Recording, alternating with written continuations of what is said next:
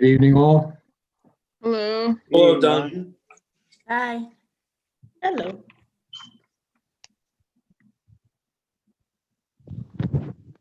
Great. Well, thank you everyone for joining us. It is now 7 o'clock and it's time to start. We're going to start with the Pledge of Allegiance and a moment of silence. And Mayor Keffer has the flag in her screen. If everyone could please stand.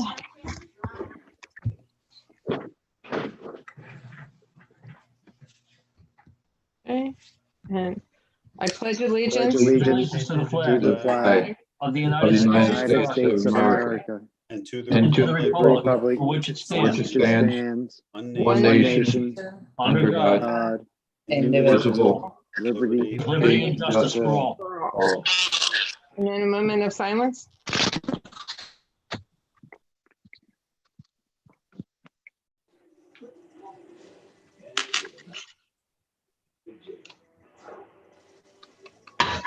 Thank you.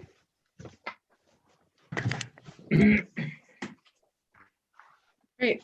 So thank you everyone for joining us for the Upper Darby Township Council meeting, January 27th, 2021.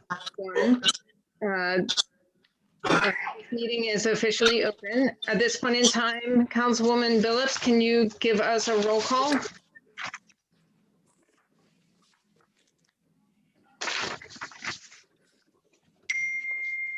Sorry.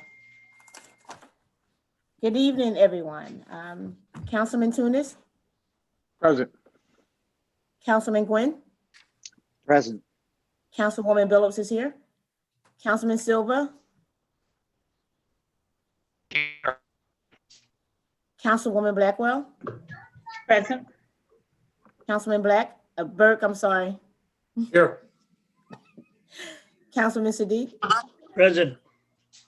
Councilwoman Faralia. Here. Councilman Bonnet. Here. Councilman Wagner. Here. And Council President Wentz. Here. All present and accounted for. Great, thank you. And also want to acknowledge that we also have Treasurer Heyman here, CAO Rangioni, Mayor Keffer. Ms. Dobbins will be covering our tech side as well as our public comment. Alexis is here and Eliza as well, along with our solicitors, Kilkenny and Richardson. So thank you all and Mike Galante, I see him sneaking in there, is also here with us this evening. So thank you all for taking part in tonight's meeting. So next up we have rules of decorum, of meeting decorum. Upper Darby Township Council and residents will maintain professional respect for each other. Council encourages free speech, however, civility is required, which would prohibit threats, profanity, scandalous, impertinent, and redundant comment, or any comment the discernible purpose of which is to disrupt or prevent the conduct of business of the meeting. Okay, so next up, we have approval of minutes. Can we get a motion to approve minutes from the council meeting for December 9th, 2020? I'd like to make a motion. I see Councilman Gwynn and Siddiq. Okay, are there any questions or concerns on these minutes? Seeing none, all those in favor signify by saying aye. Aye. Aye. Aye. Opposed, say your name. Great, ayes have it. Can we get a motion to approve the minutes from the council meeting December 16th, 2020? So Councilman moved. Gwynn, Seconded. Gwynn and Siddiq. Okay, any questions or concerns on these minutes? Seeing none, all those in favor, please signify by saying aye. Aye. Aye. Opposed, say your name. Ayes have it. All those in favor, or can we get a motion to approve the minutes from the special meeting of December 31st, 2020? Please, can we get a motion? So So Gwynn, moved. And a second, Seconded. and Sadiq. Great, thank you, guys. Are there any questions or concerns over on these minutes? Seeing none, all those in favor, please signify by saying aye. Aye. Aye. Aye. Opposed, say your name. Ayes have it. Thank you very much. At this point in time, can we get Ms. Dobbins back on for our public forum? And everyone, please turn off your microphones except for Councilwoman Billups. She and I will be the timers. And everyone else's mics should be off. So let me find my timer world. Okay.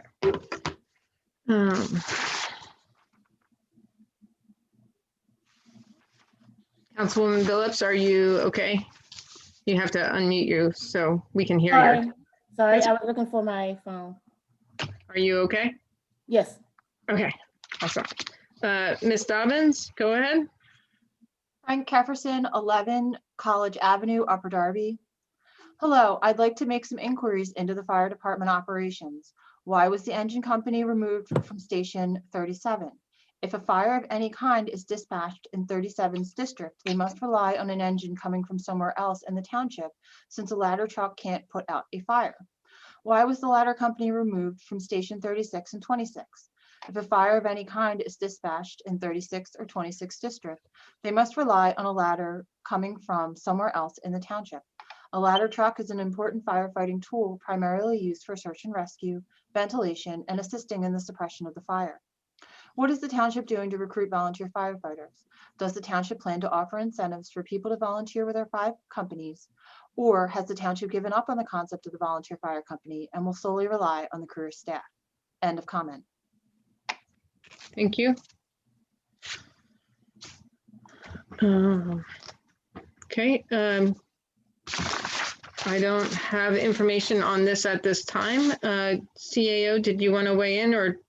Yeah, sure. So I mean, I think they're good questions, and I'm happy to speak with the fire chief and come back with more information. I would say certainly the township has not given up on volunteer firefighting in any way, shape, or form.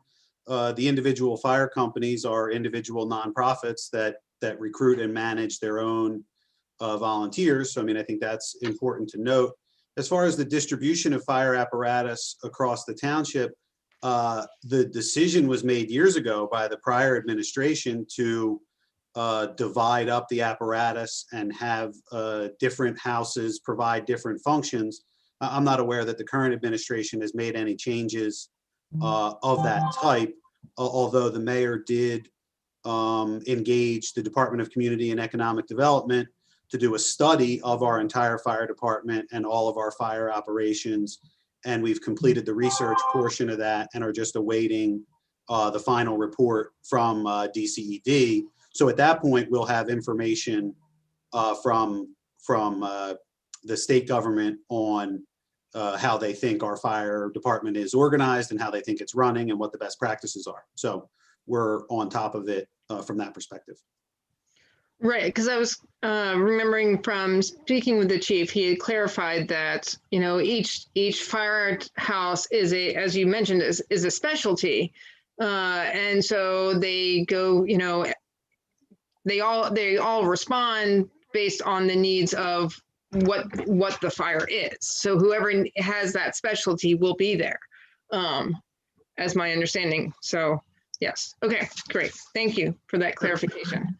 Okay, Ms. Dobbins, hold on one sec. Okay, and go. Charles and Mary Marvel, 614 Orchard Way, to Upper Darby Council, Thompson tract. As a resident of the Hilldale section of Upper Darby for over 40 years, I strongly object to the request that you are considering to allow a change in zoning to allow construction of over 200 apartments on this 10-acre tract. Thank you for your consideration concerning this matter. I can be reached at, and they provided a phone number. Charles D. Marvel Jr., Mary Therese Marvel. End of comment. Great, thank you. CAO? Yeah, sure. I think it's just important for everybody in the public and maybe on council to understand that anyone is free to apply for a zoning variance, a special exception, The simple fact that a resident, a business owner, whomever has submitted an application doesn't indicate anything one way or another about the application's likelihood of succeeding, or the administration or the council's support or opposition to an individual application. So the only, and I completely understand the residents' concerns, and then they're free to voice them. Objecting to the quote consideration of the application is a little bit problematic. People have a right to put applications before the zoning hearing board, and neither the administration nor the council can stop them from putting the application forward. So, yeah, Thank you. sure. And next, Ms. Dobbins? Rob Hughes, 308 Shadeland Ave, Drexel Hill. I was writing today in regards to Resolution 04-21 relating to fee schedules. There are numerous fees referenced, and the nature of which is not exactly straightforward. There are some fees referencing a per hour charge related to lawnmowers, chainsaws, etc. This, along with some other fees, are neither clear nor concise. I realize that some of these items previously had fees. It may prove beneficial to see a comparison of prior fees to current fees. I do understand, as I'm sure others do, that fees may need to increase. However, this resolution lacks clarity.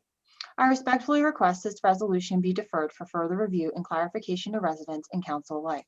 Thank you. End of comment. Yep. Council President Wentz, may I comment on this just real quick? Sure. Yes. So you can blame your solicitor for this reiteration of the fee schedule. This was a good government practice that most other municipalities I represent do. And what they do is, on an annual basis, they review all their fees, making sure the fees approximate the cost of implementation of those fees. If you may remember, kind of early on last February, we had some folks come up about the rental license inspections, talking about if the fees were appropriate. And at that time, if you may remember, I know it was pre-COVID, so everybody's a little hazy. I said, we'll review it. We have to make sure the fees estimate the cost of their implementation. And we went ahead and we did do that at the time, and it was okay. So what happened was, if you may remember, we had the ordinance come forward for vacant property registration. And that ordinance also, I said, was going to have an associated fee with it. And I think we settled on $200 for that fee. Ms. Richardson asked me, she goes, don't you think it would be good to have a review of all our fees at the same time? I said, yes, because it's a good government practice. Almost every other place I represent does it once a year. So we emailed it out to all the members of, one is, there's almost no changes from the current fee schedule, like 0, I think 3 or something like that. So what we did is we sent it out to all the directors, the administration, the CEO, to review it. They chimed in, they reviewed it. And what we wanted to do is put all the fees in one document rather than the 4 fee resolutions the council passed at different times last year. So if there's any confusion, blame me for wanting to, 1, review the fees as we should by law, and 2, consolidate them in one place. So. Thank you. Okay. And go, Ms. Dobbins. Mary and John, Hatfield, 11 Arborlea Road. We are 20-year residents of Upper Darby at 11 Arborlea Road. We have serious reservations regarding the proposed sale of the Thompson tract for the development of a 240-unit apartment complex. 1, increased traffic on the heavily traveled Providence Road, and with 1 entrance exit proposed for this development, traffic will only get worse. 2, the Upper Darby School District is already overcrowded, and with 240 units, undoubtedly there will be children needing to be educated. 3, this area has always been zoned single-family residential and should remain so. 4, develop the area as a recreational/park area. Thank you. End of comment. Thank you. CAO? Yeah, sure. Just to be clear, the township does not own the Thompson tract. So the township is not considering the sale of the Thompson tract for development. The Thompson tract is privately owned land.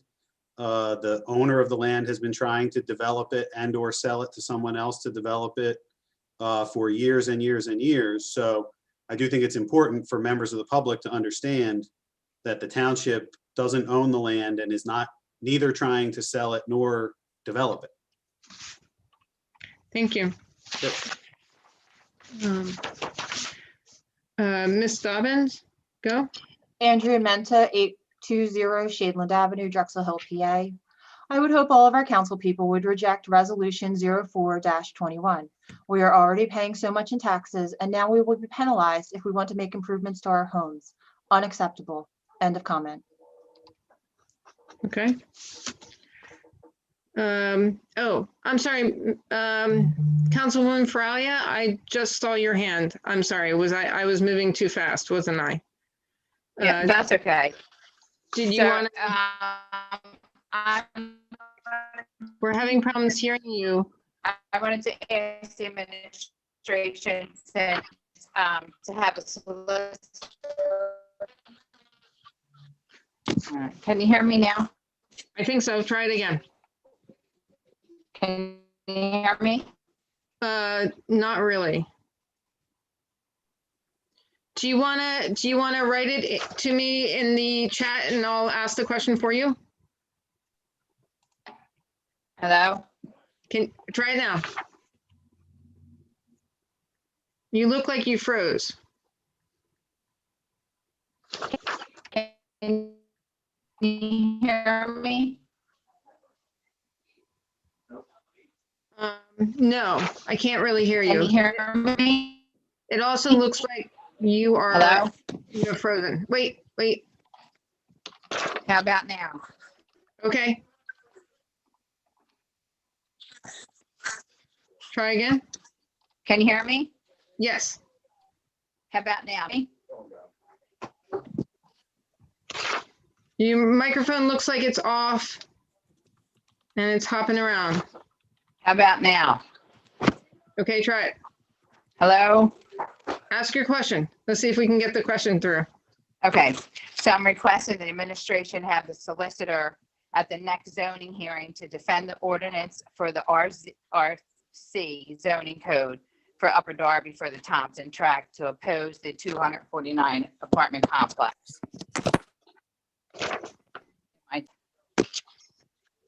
Did you Okay. get that? Yep, I got that. Okay, thank you. Okay. Ms. Dobbins? Hi, my name is Patricia Cameron, and I live with my wife Denise at 509 Main Avenue. My wife and I are opposed to having the zoning changed for the Thompson tract. Please let me know if you need any additional information. Thank you, Patricia Cameron. End of comment.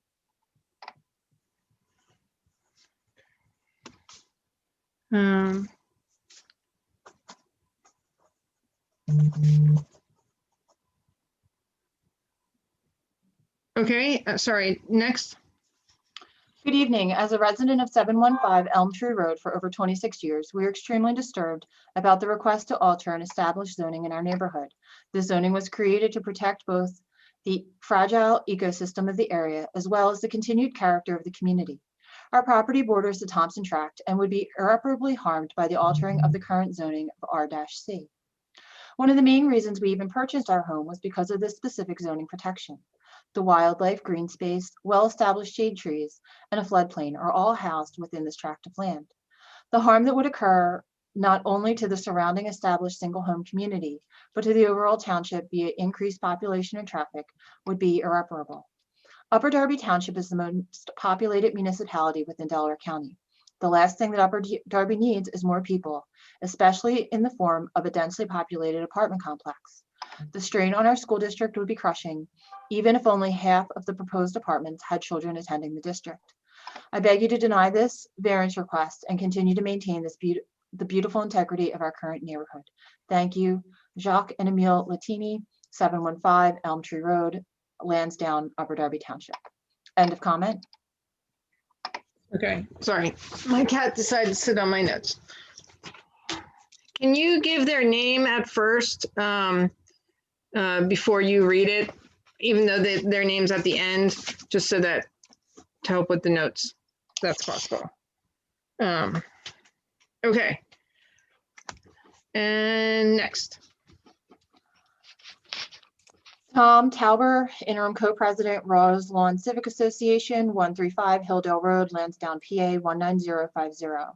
Mr. Don Doyle and I represent the Rose Lawn Civic Association with its membership of about 120 families in the Rose Lawn Hilldale area of Upper Darby, as well as associated members in Penn Manor and Penn Pines. We strongly oppose the rezoning of the Thompson tract. It is entirely within the RC Conservation District, which the township established in 1985 at our urging. A rezoning to commercial and subsequent development of 240 apartment units in 10 three-floor buildings is completely at odds with the character of this neighborhood. The RC zoning was established to restrict building to detached single-family homes on 15,000 square feet lots and to preserve the historic character of the area. In addition, the proposed development would lead to massive traffic congestion, overflow parking in neighboring streets, and negatively impact the Upper Darby school system, as well as police and firefighting requirements. We urge Upper Darby Council and the zoning board to reject this application. End of comment. Thank you. I'm sorry, Council President Wentz. Sure. I don't want to slow us down or beat a dead horse here, but there are a couple sort of points of clarification. Neither the administration nor the council hears zoning applications, right? So the decision will be made by the zoning hearing board. And all of these concerns are valid and they should be heard by the zoning hearing board when there is a pending application. Another important thing to note is there is no pending application for the development of this property. An application was submitted for January. That application was pulled off of the agenda. It's our understanding that the developer has agreed to meet with the community group and certain members of council. And so at present, there is not a pending application before the zoning hearing board. I assume after the community meeting, maybe the developer will choose to resubmit, maybe they won't. I don't know that. And also it's important to note that in that neighborhood, including right across the street, there are a number of very large apartment buildings. So just by way of clarification on a few points, I wanted to say those things. Thank you. Sorry. Yep, thank you.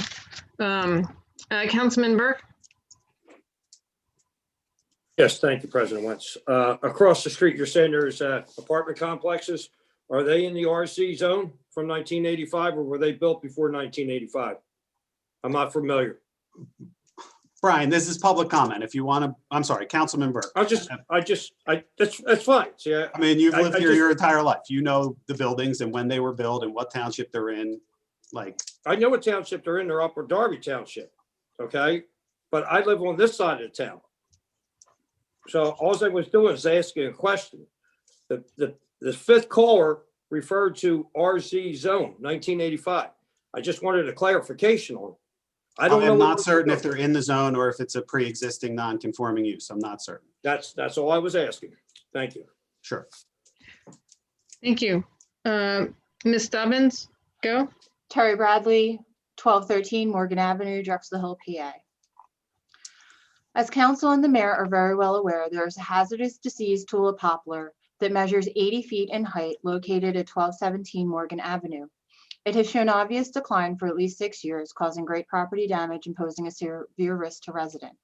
L&I inspectors in charge of property maintenance have visited the site and witnessed for themselves the decline. A minimum of 3 certified arborists have identified that the tree is in decline and show clear signs of disease, 2 of whom have communicated it to the township in writing.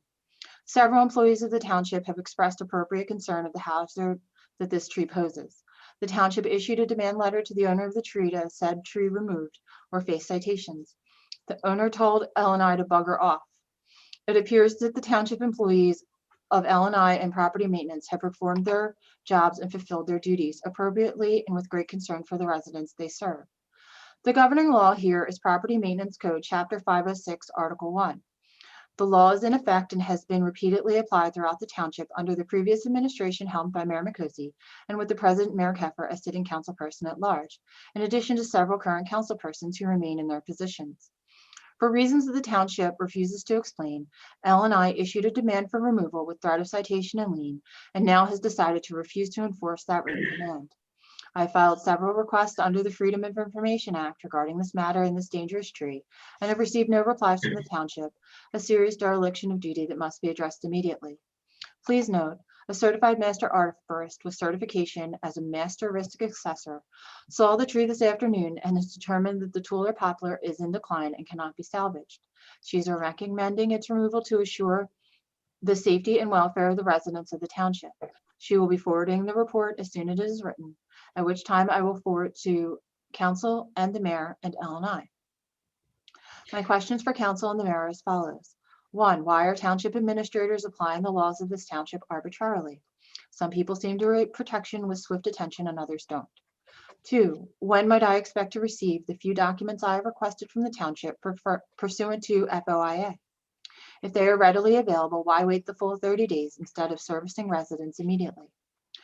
While I wait your answers, please note for the record that my family continues to live at risk because the Township and Shade Tree Commission have and continue to refuse enforcement and instead engage in dereliction of duty. I would like information on how to order a copy of the transcribed minutes from today's council meeting, specifically the public comment section. Thank you. End of comment. Okay, so actually, I just want to clarify, this is the same tree that had been in debate and conversation over the last 2 years, I believe it. No, Um, no, it's not. Or Yeah, is it a whole new tree? Whole new It's tree. the same tree. It's Tom Wagner's district.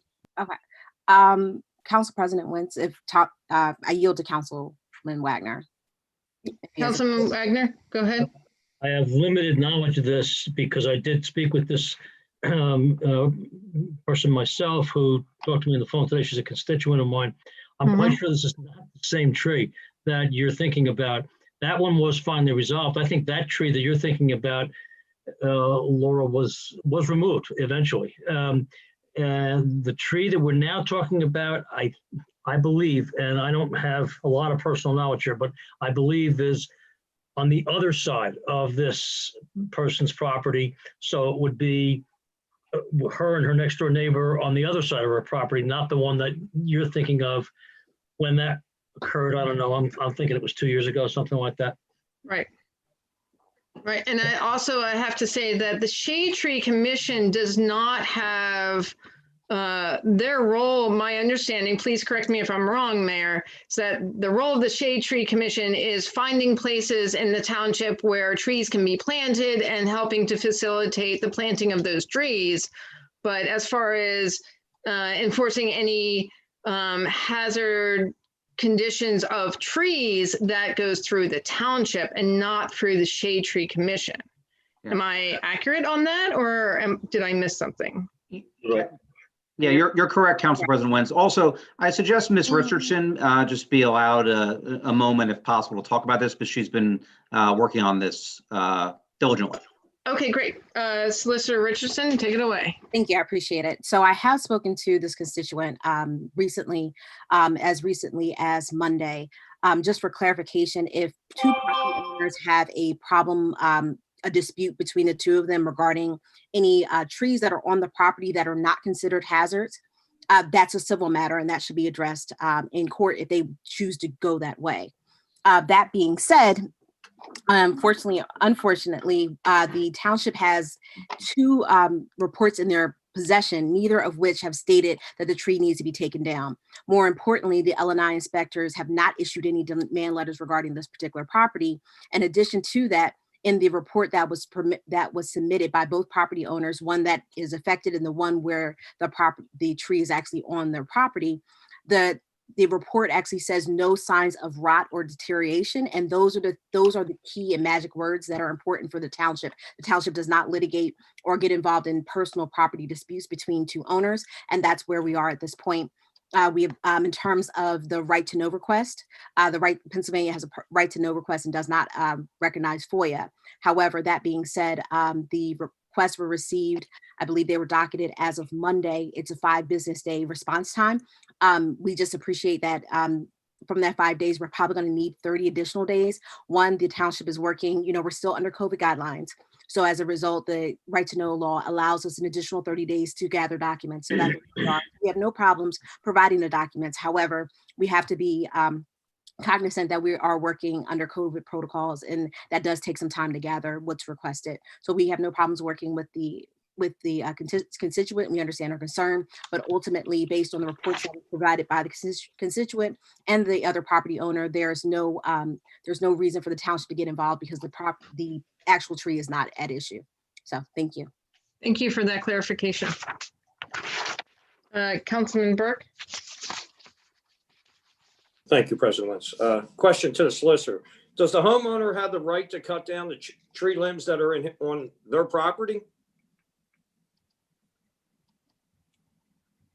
CAO, did you want to? I believe, I mean, they can cut, heaven to earth along their property line. Yes. So any, Yes. Okay. Maybe the homeowner should do that? Yep. Okay, great. Thank you. Councilman Wagner? Yeah, I just want to say, I don't disagree with anything that Ms. Richardson just said or that the CAO just said. I would just like for all council to know that this particular lady reached out to me, explained her situation to me, and expressed a lot of concern about this tree that she describes as being perhaps 80 feet tall, falling.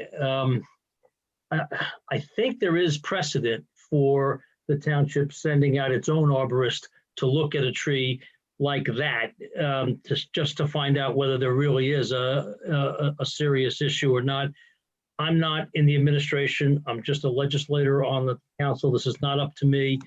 I would just put that out there, though. I just wanted everyone to know that this lady expressed very serious concern to me. And if something can be done on the part of the township just to look into it, I personally think it would be well advised. That's just my opinion. That said, we have experts on the township staff, and I'm sure they're doing what they are supposed to do, and they know what they're doing. Great, thank you. So, Councilor Wagner, two reports were submitted, one by the property owner and by the next door neighbor. So there were two certified arborist reports that were submitted, and neither one of them actually gave rise to that the tree was rotted. So I think that's kind of the disconnect, that there was nothing in those reports, either one of them, which were two separate parties, that gave rise to say that there was additional problem, that there was rot or decay in a manner that would cause the tree to fall. Okay, thank you again. I recognize this is my decision. I simply wanted to relate my conversation with this lady, that's all. okay, so Ms. Dobbins? Richard Dulasay Jr., 318 Charles Avenue, Drexel Hill, PA. Dear Upper Darby Township Council, I urge you to please reject Resolution 04-21. The additional fee structure will discourage homeowners to fix their home. It will discourage home buyers from buying in the township and encourage them to look in other areas first. It will discourage contractors from doing business in our township. It will encourage residents to move from our township. Please look at this as if you all live here within our township. End of comment. Okay. And next. Joseph G. Troy, Christy A. Troy, 507 Main Avenue, Upper Darby Township. Dwight City Group proposed zoning change. Good evening. As a 35-year resident of 507 Main Avenue, these are reasons for our objection to the proposed zoning change of what is known as the Thompson tract. This proposal directly affects our home as our property directly abuts to the Thompson tract. The change in zoning requested by the Dwight City Group for the property at 800 Providence Road, locally referred to as the Thompson tract, would change the zoning from RC Residential Conservation to C2 General Commercial District. The C2 designation would allow them to build high-density housing in the form of 3-story buildings that would result in 240 apartments. This proposed change would sit in the middle of 3 existing neighborhoods, Hilldale, Penn Manor, and Penn Pines. These are communities of families that will directly feel the impact of this zoning change in the form of decreased property values. A traffic nightmare, a private drive that will exit at the end of Main Avenue, just a few houses from our home, to either go up Main Avenue or California Ave that will spill out onto an already busy Providence Road or making Springfield Road at rush hour more of a nightmare. Overcrowded classrooms. The Upper Darby property owners in Hilldale, Penn Manor, and Penn Pines need your support to make sure that these family neighborhoods are protected. Sincerely, Joseph and Christy Troy. End of comment. Thank you. How many more public comments are there that relate to the Thompson tract? I don't have that noted. I can take time to look that up, but we How have a many- significant number of comments to still get through. How many pages of comments do we have total versus where we are right now? Again, it's an email account, so it's not by page. Oh, okay. Sorry. I'm just thinking that because Thompson tract is not actually on our agenda, and it's not actually before our zoning board at this point in time, there's nothing for council to act on. There's nothing on our docket for the Thompson tract. So I'm curious if council would feel comfortable with receiving all the comments, but not necessarily reading them all here this evening because it has no bearing on, we can't vote on anything in reference to it tonight. So if we took those comments out of the public comment section, still had them emailed to us so we all know what they say and what their concerns are, but then we can get to the other comments that may relate to actual ordinances or actual resolutions that we are voting on this evening. Could I get a motion from council to support that? Councilman Gwynn? You got to turn your mic on. Second. Councilman Gwynn, you got to turn your mic on. There you Sorry. I'd like to make a motion that we table these or gather these comments in one group and look at them later. Thompson tract. Gwynn, and then seconded by Blackwell.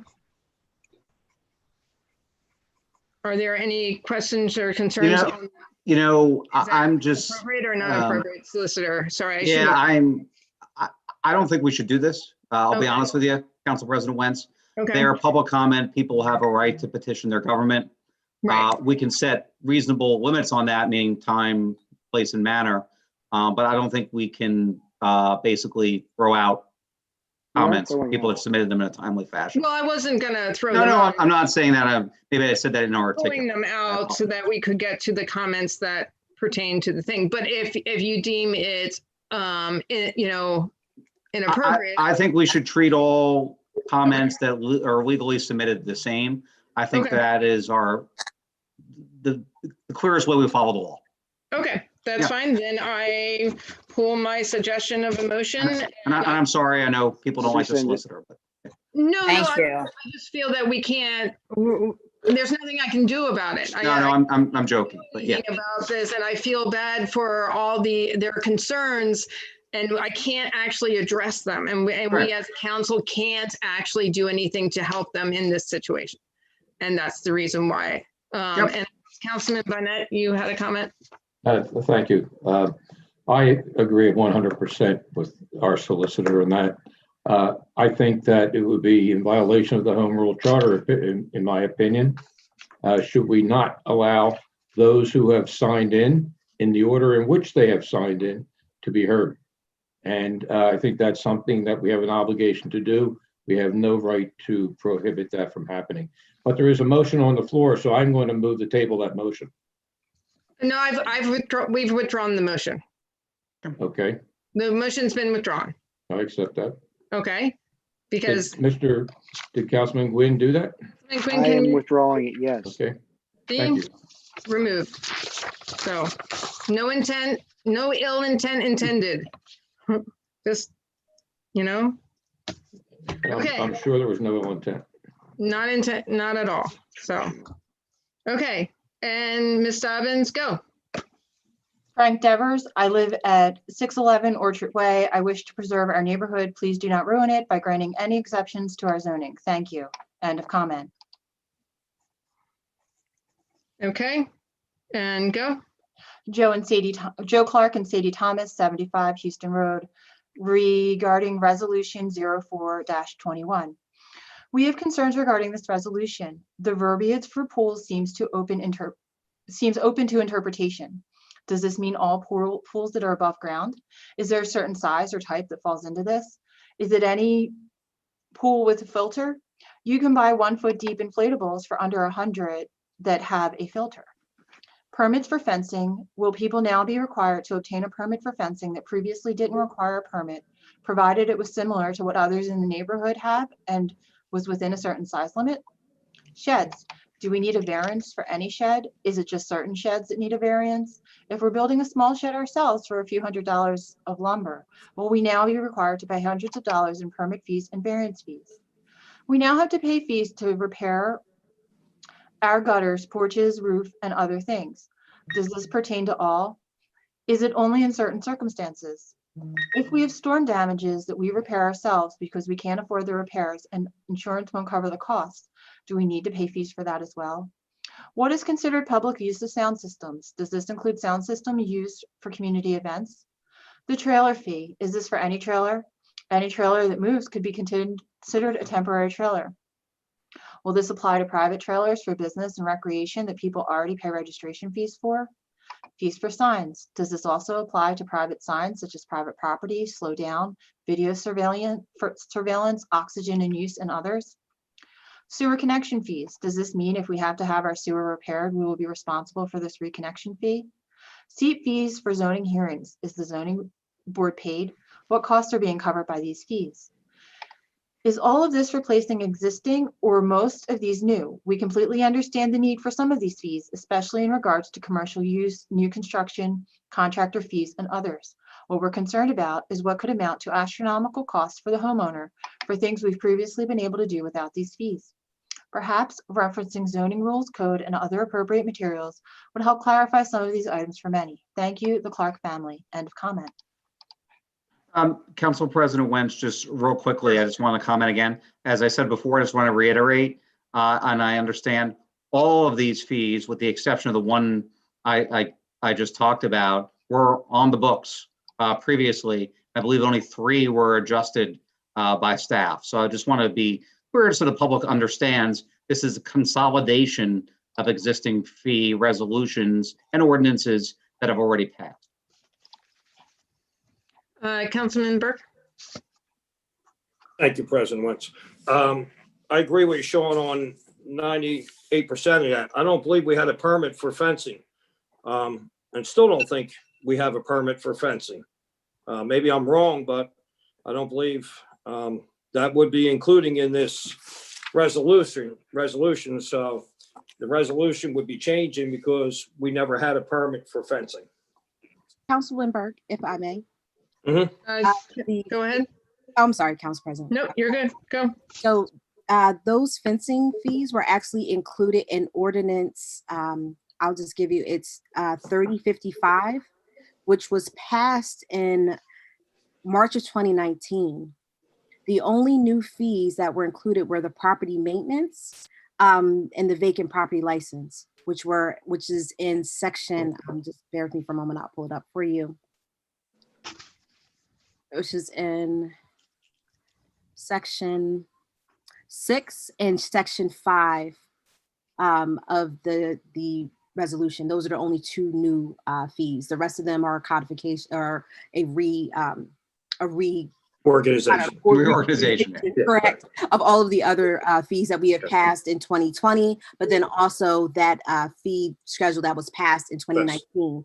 So it's all in one place. It's all in one place, and we don't have the ability, because it was an ordinance that was passed, to change it without it being an ordinance. Now, what we will be doing in the future, we'll be kind of consolidating everything in one ordinance and then saying it can be adjusted by resolution. And that's usually what a lot of our other municipalities do. But that's kind of where we were, is that 2019 very long, it's 11 pages ordinance. All of these fees are there. So that's what the disconnect is, if there is a disconnect. So I hope that. Thank you. Okay. Thank you. Ms. Dobbins, next. Hello, my name is Spira Pappas. I live at 2423 Cedar Lane, Drexel Hill, PA. Hello, council people and mayor. I'm here today to voice my comment against resolution 04-21. I know that you are trying to bring revenue into the government, But these fees are not only hurting the residents, but the council people and the mayor and people who work for the government in the township.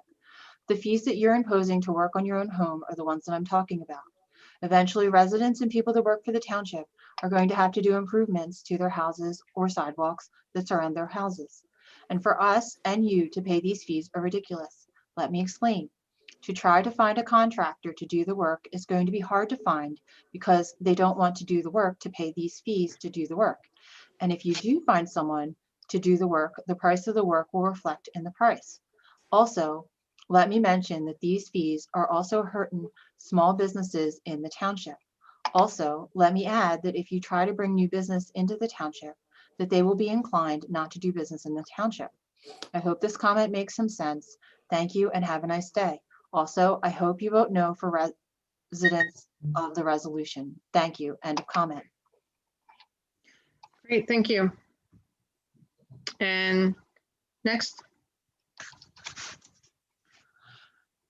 Donald Procopio, 514 Montana Ave. As a 36-year resident of Montana Ave in the Penn Manor section of Upper Darby, I'm contacting you to strongly oppose the zoning variance request related to the development of the Thompson tract at 800 East Providence Road. To the extent I understand the submission to develop 240 apartments on that property, that proposal is completely contrary to the RC Conservation District zoning for that area. A development of this sort will profoundly change the nature of the neighborhood, upset the historic character of the community, significantly increase traffic congestion, and require expensive increases in township services, including police, trash collection, fire protection, etc., which are not contemplated under the existing zoning. In the past, I have been through the process to request a minor zoning variance for improvement to my property. In that process, I was required to prove that my change would not alter the nature of the neighborhood, that the changes would be in keeping with the construction precedents in the community, and that there was sufficient detail in the plans provided to the zoning board to respond to those requirements. The submission by the Dwight City Group for the development of 800 East Provident Road fills every one of those criteria, and if approved would raise questions as to why they received approval without clearing the same hurdles folks like me were asked to clear for our zoning variance requests. I strongly urge Upper Darby Council and the zoning board to reject this variance application. End of comment. thank you. Next, My name is Nicole Kelly and I live at 500 California Avenue. I'm writing to state my strong opposition of the development on Providence Ave.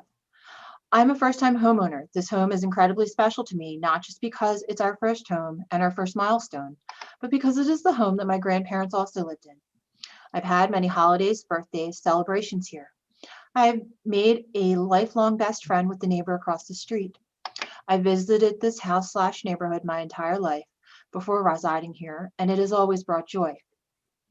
The neighborhood looks exactly as it has as long as I can remember it by. Parentheses, I'm 31, haha. And in a world that's constantly evolving and changing, it's nice to be somewhere you've always been, and it still feels like a familiar place and look like the place you always knew. It's a place that holds many, many memories. The building of this development will bring years of disruption of peace and tranquility this neighborhood provides. This will be years of heavy noise and construction. I lived in the Bronx the past 6 years before moving into Alden. I know what the city life is like. I do not want to feel like I'm living in a city. It's crowds, crime, and congestion. I'm not interested in being near it again. And although that's a very dramatic comparison, it's part of the reason I moved in the first place. I'd hate to feel like I'm back in it again. In all, everything about this development is a terrible idea, and they can go and take it someplace else. Please leave our neighborhood the way it is. Thank you, Nicole Kelly. End of comment. thank you. And next, Helen Wilson, 903 West Penn Pines Boulevard, Alden, PA. I am writing to express my opposition to the proposal to permit the development of 240 residential apartments on the property at 5800 East Providence Road. I'm relatively new to the neighborhood, having purchased my home in May 2019. I've been pleased to live in this quiet, friendly, ethnically and economically diverse neighborhood. The addition of this proposed apartment complex would negatively impact our community in at least 3 major ways. 1, traffic flow.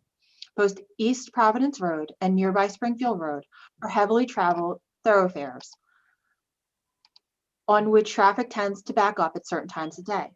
The addition of 240 residential units would slow traffic even more, making it harder for residents to get around. 2, environmental.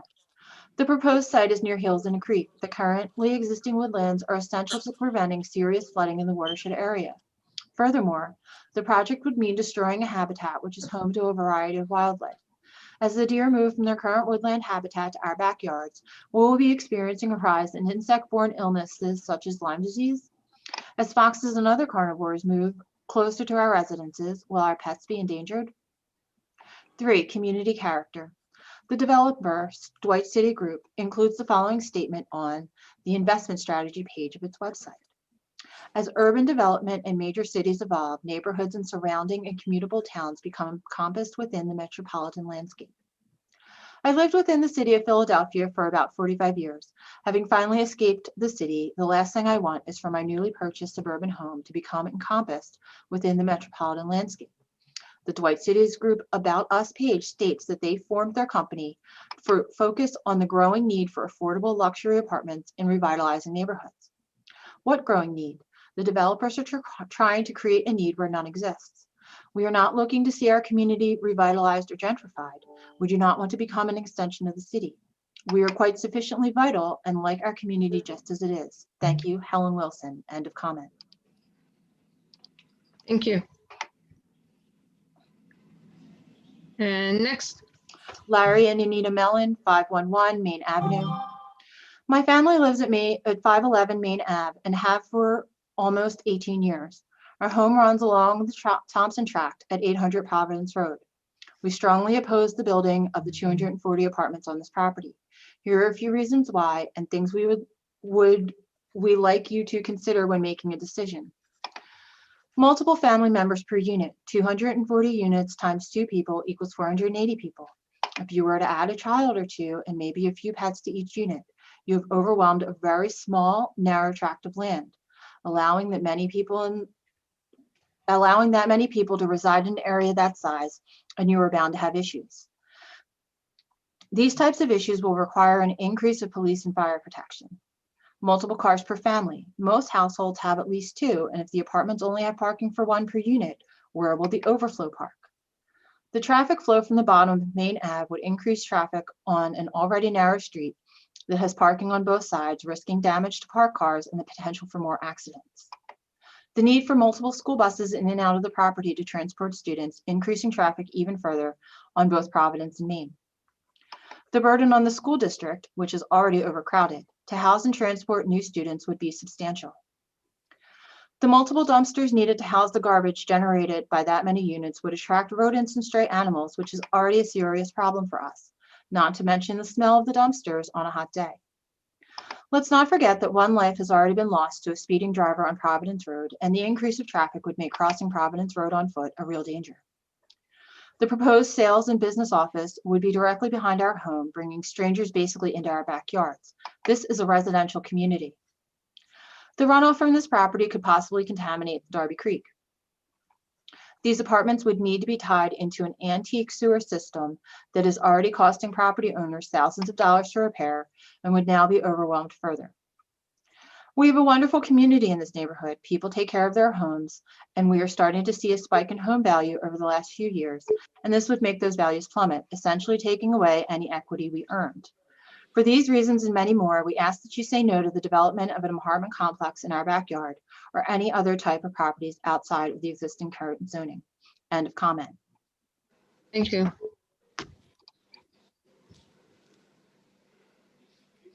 And next, Francis Russell, 725 Roselawn Avenue, Lansdowne, PA. I would like to vehemently object the proposed zoning change regarding the Thompson tract. When I and others purchased our home in this area, it was understood that the acreage could only be developed for detached single-family homes. We would not have purchased here otherwise. This change in zoning would have a devastating effect on hundreds of households in our area. Not only would our property values be adversely affected, but the quality of life which we enjoy would change significantly. To even consider this change in zoning would be a complete betrayal of all the Upper Darby residents in the area. In these unprecedented turbulent times, our homes have been a secure and stabilizing refuge. to grant this variance for the building of 240 apartments on the Thompson tract in the midst of an unpredictable pandemic and political upheaval in the country would further threaten our peace of mind, health, safety, and security. Respectfully, Francis Russell. End of comment. Sorry.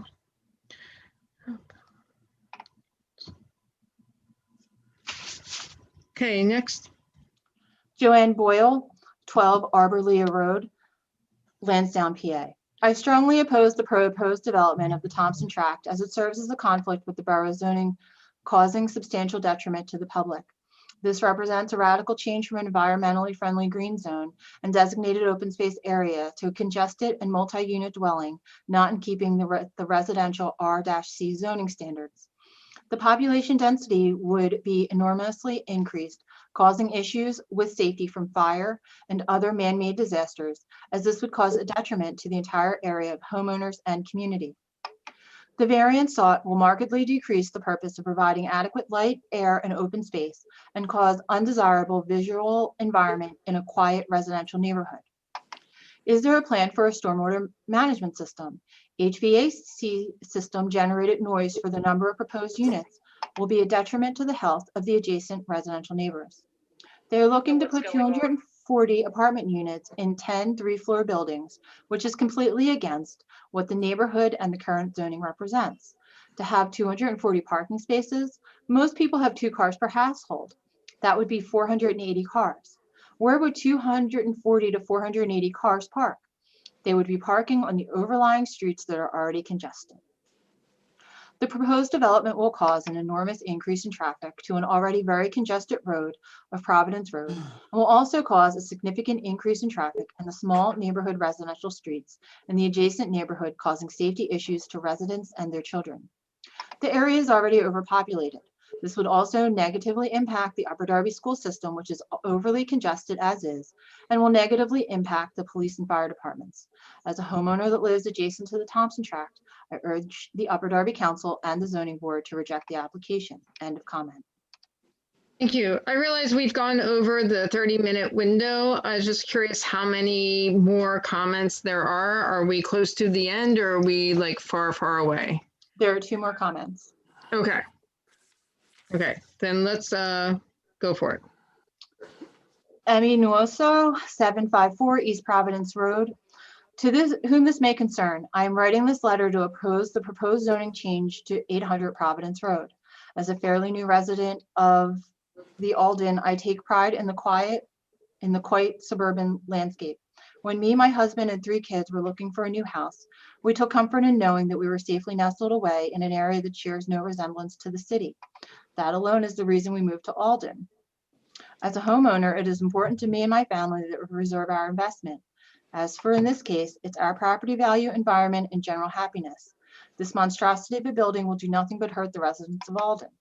This complex will add congestion and traffic on Providence, not to mention potentially lowering our home's property values that just recently went up. We bought our home with the intention of building roots in this community. Please don't have us unroot them already. Sincerely, Emmy. End of comment. Thank you. And next.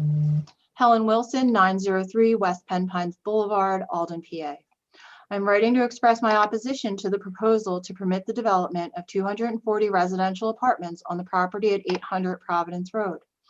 I am relatively new to the neighborhood, having purchased my home in May 2019. I've been pleased to live in this quiet, friendly, ethnically and economically diverse neighborhood. The addition of this proposed apartment complex would negatively impact our community in at least 3 major ways. 1, traffic flow. Both Providence Road and nearby Springfield Road are heavily traveled thoroughfares on which traffic tends to back up at certain times of day. The addition of 240 residential units would slow traffic even more, making it harder for residents to get around. 2, environmental. The proposed site is near hills and a creek. The currently existing woodlands are essential to preventing serious flooding in the watershed area. Furthermore, the project would mean destroying a habitat which is home to a wide variety of wildlife. As the deer move from their current woodland habitat to our backyards, we will experience a rise in insect-borne illness such as Lyme disease. As foxes and other carnivores move closer to our residences, will our pets be endangered?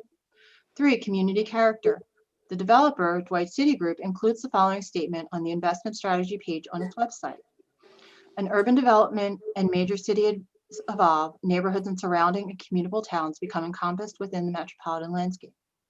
I lived within the city of Philadelphia for about 45 years. Having finally escaped the city, the last thing I want is for my newly purchased suburban home to become encompassed within the metropolitan landscape. The Dwight's Group About Us page states that they formed their company to focus on the growing need for affordable luxury apartments in revitalizing neighborhoods. What growing need? The developers are trying to create a need where none exists. We are not looking to see our community revitalized or gentrified. We do not want to become an extension of the city. We are quite sufficiently vital and like our community just as it is. Thank you. That concludes public comment for this evening. Thank you. So for all the residents that submitted comment about Thompson tract, your concerns are valid and really important, and you brought up so many really important issues. Unfortunately, it's not something that is before council this evening, and it is something that they plan on meeting with the developers plan on meeting with the residents about. There's also a chance that they will put it back in to be on the zoning board meeting for the end of February or later on. Whenever it does go before the zoning board, I would hope that you will take part in that meeting to express your concerns, because your concerns are valid and strong. And I didn't realize there was a habitat there. I learned a whole lot this evening by all of your questions, all your concerns. So I hope that you will follow the zoning board, make sure you're a part of that equation, and make sure your voice is heard with the people who really can help protect the zoning or the zoning of that area. Councilwoman Faralia? Yes, so again, if this does go in front of the zoning board for next month, I had brought it up early, but I didn't get an answer. So I'm going to say it again. I'm requesting the administration to have a solicitor there at the next hearing, if it's on for the next hearing, to defend the ordinance of RC3 zoning code of Upper Darby Township for the Thompson tract to oppose the apartment complex. Okay. Councilman Burke? Thank you, President Wentz. Sean, do you want to go ahead? Okay, no worries. I received an email last Wednesday saying it's still on schedule for February 25th, the original plan. Did they pull back from that? I thought I heard Vince saying that they were going to meet with the residents. Are they not on the zoning for February 25th? Last Wednesday, I received an email saying they were removed from January and on postponed to February 25th with the same. So are they on for the 25th or not? Or are they going to meet with the residents before the 25th? It looks like the mayor wants to respond.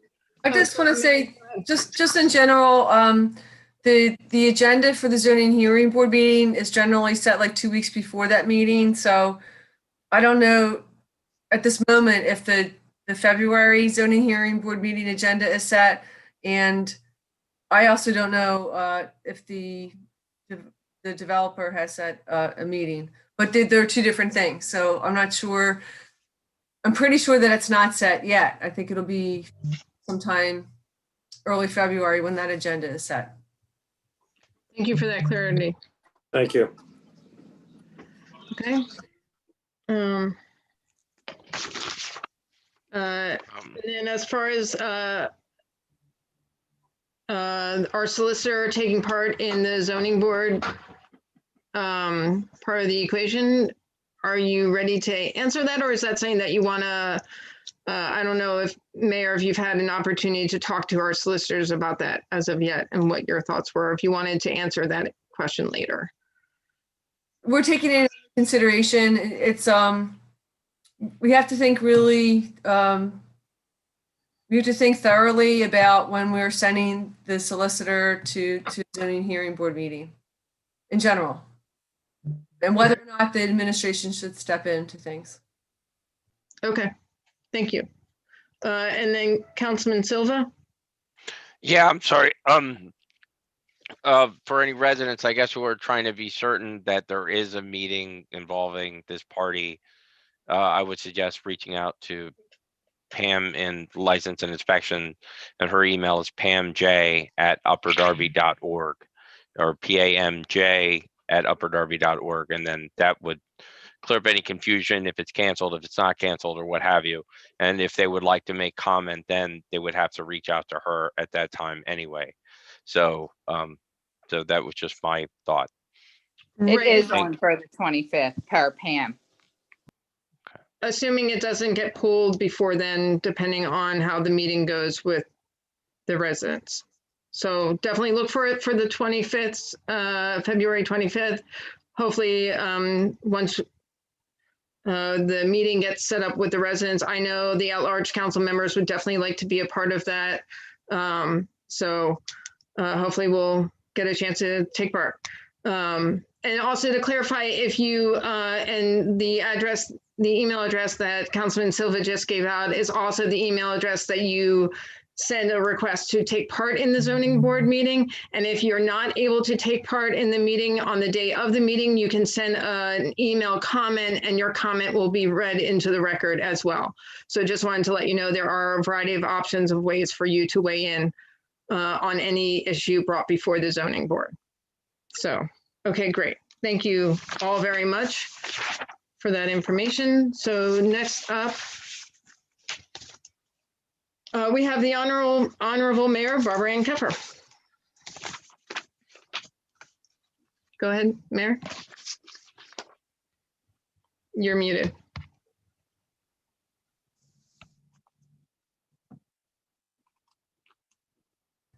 It's happening now. I unmuted myself, so.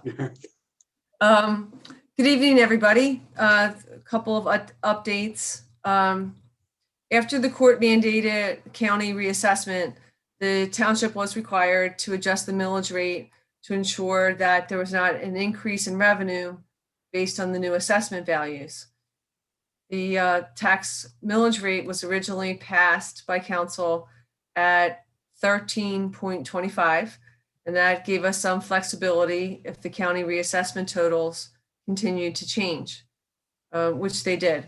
But I am now pleased to announce that my administration was able to further adjust the millage rate down to 13.14. This 13.14. The tax millage rate has been fixed at 13.14, which is less than our projection of 13.25. Tax bills are being processed now and they will be mailed soon. I do appreciate your patience as we work through the county reassessment and as we also took this opportunity to do some quality control within our own data. And I'd like to go over some details of our residential recycling program. Upper Darby has an unfunded state mandate to have a residential recycling program. And due to a legacy contract, we taxpayers pay $150 per ton of contaminated recycling and $90 per ton for regular recycling. According to Waste Management, our recycling handler, 90% of the contamination of Upper Darby's recycling is caused by plastic bags. So please place your recyclables loosely into a recycling container and not into bags. Please do not recycle pizza boxes. Recyclables in plastic bags and pizza boxes will be treated like regular trash and will not be collected in the recycling truck. If you need a recycling container, please call or email the mayor's request line at 610-734-7625 or requests@upperdarby.org. Thank you for doing your part to ensure that we're not being charged for contaminated recycling. A recycling newsletter detailing our recycling program and outlining the township trash and recycling holidays should arrive at your home this week. There are no changes to your trash and recycling schedule, and the next township holiday is February 15th, President's Day. we have started the process of attaining the Soul Smart designation for our township. Soul Smart is a national program run through the Department of Energy, and it provides official recognition that a community has worked to remove obstacles to solar energy development, and that helps attract economic development and new jobs. One of the first steps is a public statement, and I'll read from ours in part. On behalf of Upper Darby Township, I am proud to announce our commitment to become a Soul Smart designated community.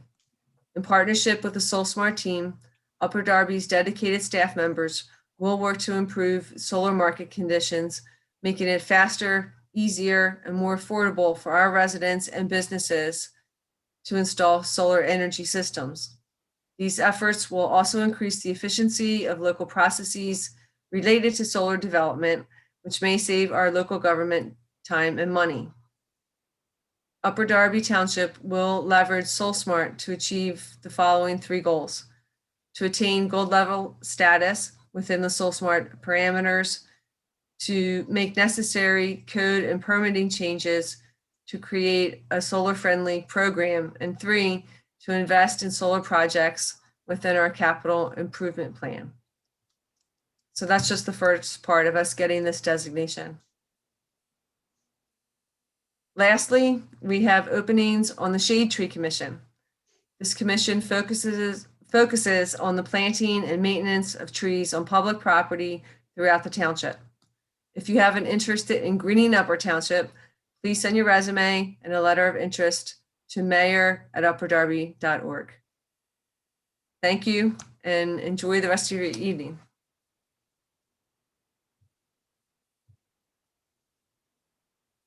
And thank you, Mayor. You also have appointments for your part of the agenda. We have. Right.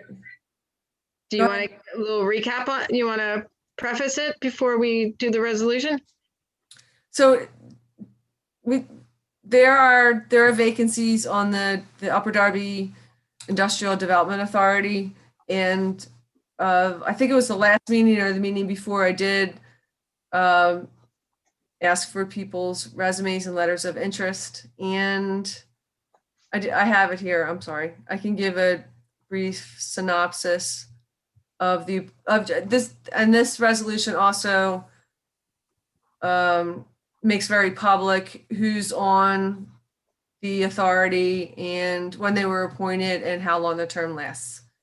So I would like council to consider adopting this resolution. If the solicitor would follow me, I'll just give just a brief review of what's on there, but Kenny, feel free to follow up with anything I missed. As of now, Councilman Tom Wagner was appointed on January 17th of 2018 for a term expiring January 1st of 2022. John McMullen was appointed on December 19th, 2018 for a term expiring January 1st, 2023. And our new appointments are Dr. Joanne Lewis for a 3-year term expiring January 1st, 2024. Gary Marin, who's also our finance director, to serve for a 4-year term expiring on January 1st, 2025. And Councilman Hafiz Tunis for a 5-year term expiring January 1st, 2026. That summarizes it well, Mayor. Thank you. Okay. Great, awesome. Well, thank you, both of you. Wonderful. So can we get a motion to approve, sorry, just finding my notes, to approve resolution 0621. I see Silva and then Gwynn. Silva and Gwynn.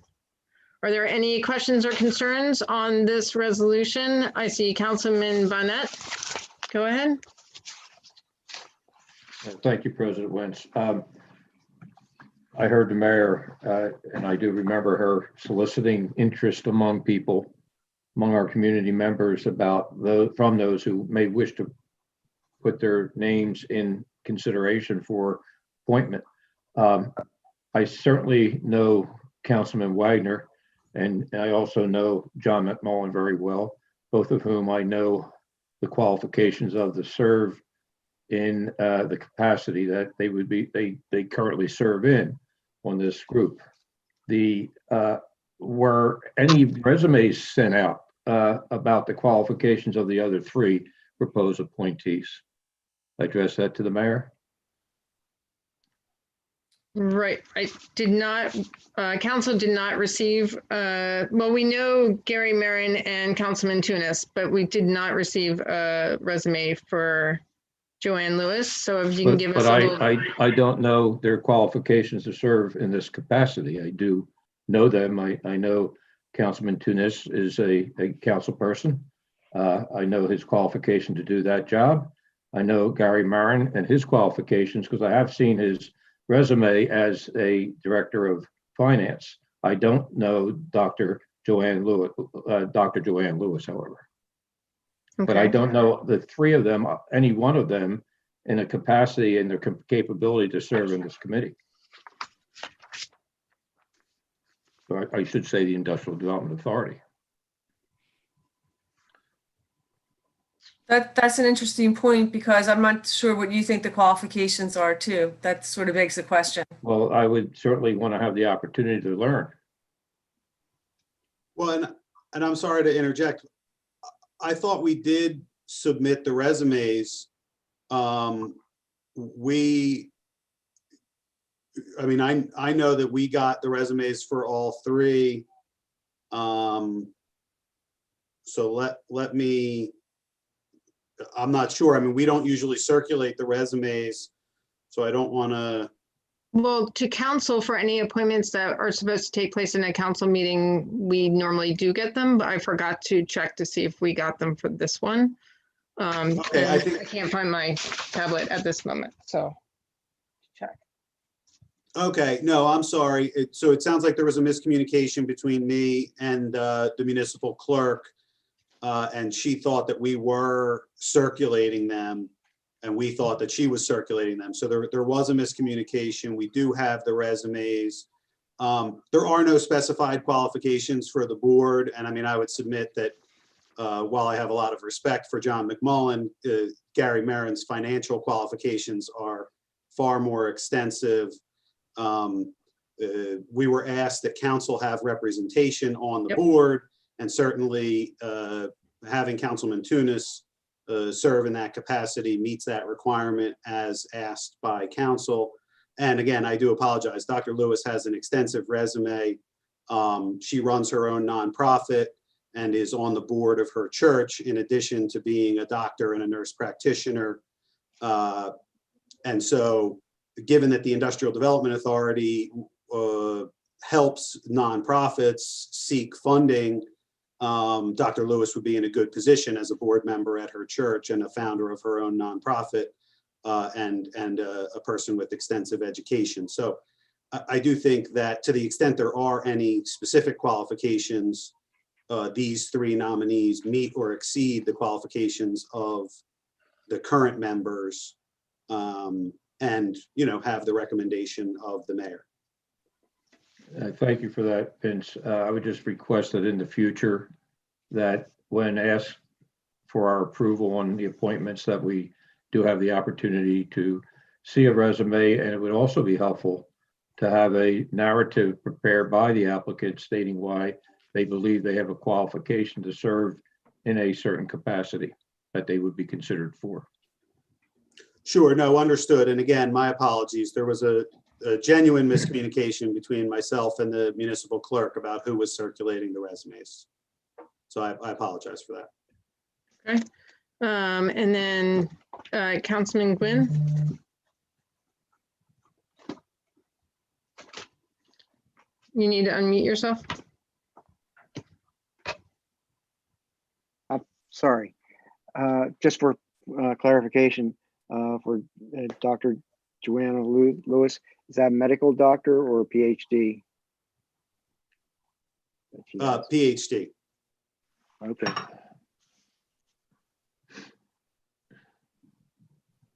Okay, are there any other questions or concerns from council members in reference to this resolution? Councilwoman Faralia, is your hand raised from previously and you just didn't lower it? Okay, just want to make sure I wasn't messing up. All right. Okay, so great, thank you. So for resolution 0621, all those in favor, please signify by saying aye. Aye. Aye. Say your name. Don Bonnet, no. Anyone else? Okay. Thank you. Ayes have it. 10-1. Great. So next up,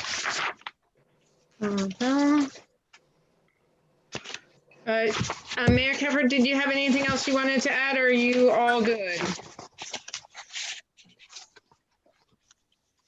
Yeah, I'm sorry about the not putting the appointments into the end, but yes, I've said all I hope to say tonight. Great. Well, congrats to everyone appointed to the Upper Darby Industrial Development Board. So that was great. Thank you. So next up is me. I just wanted to thank council members for passing resolution 0221 at our last meeting. And thankfully, we did have a positive transition of power and a safe inauguration on the 20th of January. So I just wanted to thank you all for working together in that regard. So that's really all that I had. Moving on to committee reports, Municipal Services, Licensing and Public Works Committee, co-chairs Councilman Siddiq and Tunis Jr., council members Wagner and Burke. We have a public hearing for ordinance number 3091, but before the public hearing, can we get a summary from Solicitor Richardson on ordinance number 3091? Thank you, President Wentz. This is an ordinance of Upper Darby Township, Delaware County, Commonwealth, Pennsylvania, amending ordinance 2972 regarding the annual report due date for refuse and recyclables collected by commercial landlords and other applicable persons, repealing all ordinances or parts thereof inconsistent herewith, and providing a severability clause. So July 16th, 2008, Upper Darby Township enacted Ordinance 2972, which established a program for the collection of residential and commercial waste and single stream recyclable materials, and establishing penalties for the violation of the ordinance. However, Section 7B and 7C provide that commercial landlords and any entity conducting community activities that generate refuge must file the annual report no later than January 31st. However, council desires to delegate the due date of the annual report to the mayor and administration. Now, therefore, be it and is hereby ordained by the Upper Darby Township Council and hereby ordained by the authority of same as follows. Is that Section 7B of Ordinance 2972 is hereby amended to state commercial landlords and persons or entities conducting community activities that generate refuge must file on a form provided by the township an annual report that lists the type and weight of refuge that has been collected during the preceding calendar year.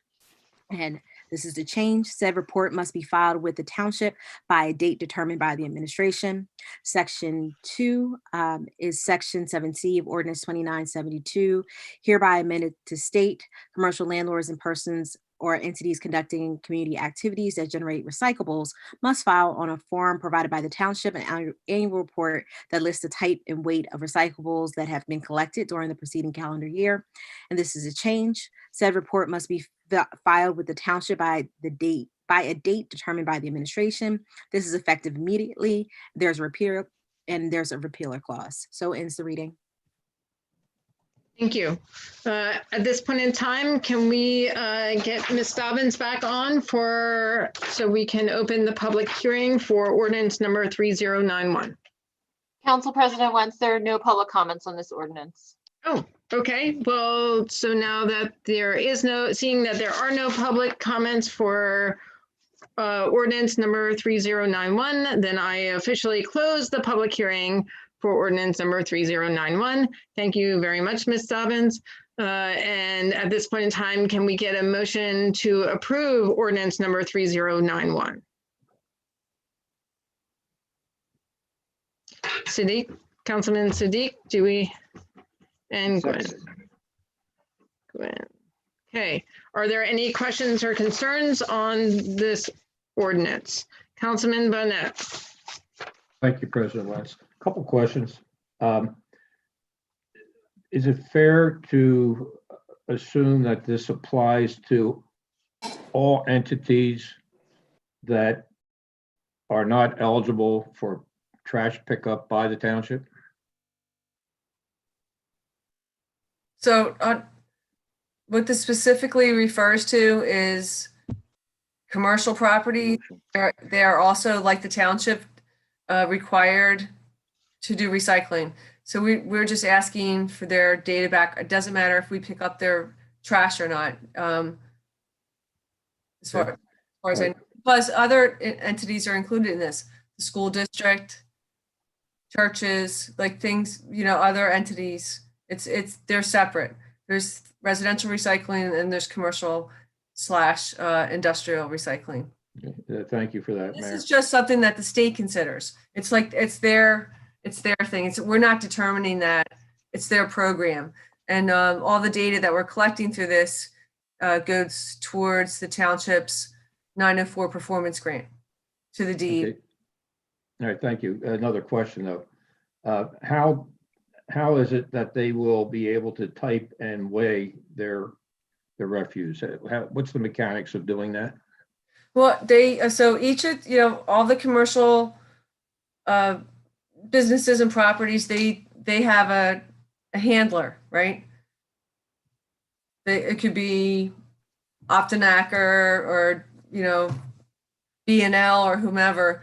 And because those companies, the solid waste companies, they weigh what they collect, right? At with the Solid Waste Authority, they're required to keep track of all that stuff because they're charging the businesses, right? We picked up X amount of trash. We picked up X amount of recycling. So they have the data, and the businesses are charged for what's been picked up. So it's like, And I can understand if a business uses a dumpster and the dumpster is picked up, that can be easily weighed at the truck. But what happens in the case of a business that perhaps uses trash cans and they're picked up by along a route by a trash service that picks up many other commercial establishments along that route? How do they weigh that? That's a good question, and I can't answer it in its entirety right now, but this is part of, we're trying to sort of reorganize, and clarify commercial recycling within the township. No, I understand that. I think it's certainly a noble consideration, but I'm a little concerned about my latter comment and the effect it may have on those businesses that don't have the ability to have perhaps a dumpster that can be weighed and are simply part of a route that is being picked up among other businesses. And but they still have the obligation by virtue of this ordinance to comply in a way that they can't comply. No, they've always had the obligation to comply to reporting. This ordinance only changes the date that the report is due. That's all. So is it They've actually, they've always had, or supposedly had to comply to this. And are they doing that? do pay their vendor to pick up whatever they're picking up, right? Something is being weighed, but we're working on it. This is part of us working on it and making it a better program. But so right now, this again, I didn't do the research. That's why I'm asking the questions. right now, do we have these? We don't apparently have this provision in section 1 or section 2 in our ordinance, so we're adding that. But are there provisions right now in any of our ordinances requiring them to type and weigh their trash? They're supposed to report whatever recycles collected from their business. Okay. This ordinance again changes the date that the report is due. All right, but back to my question, are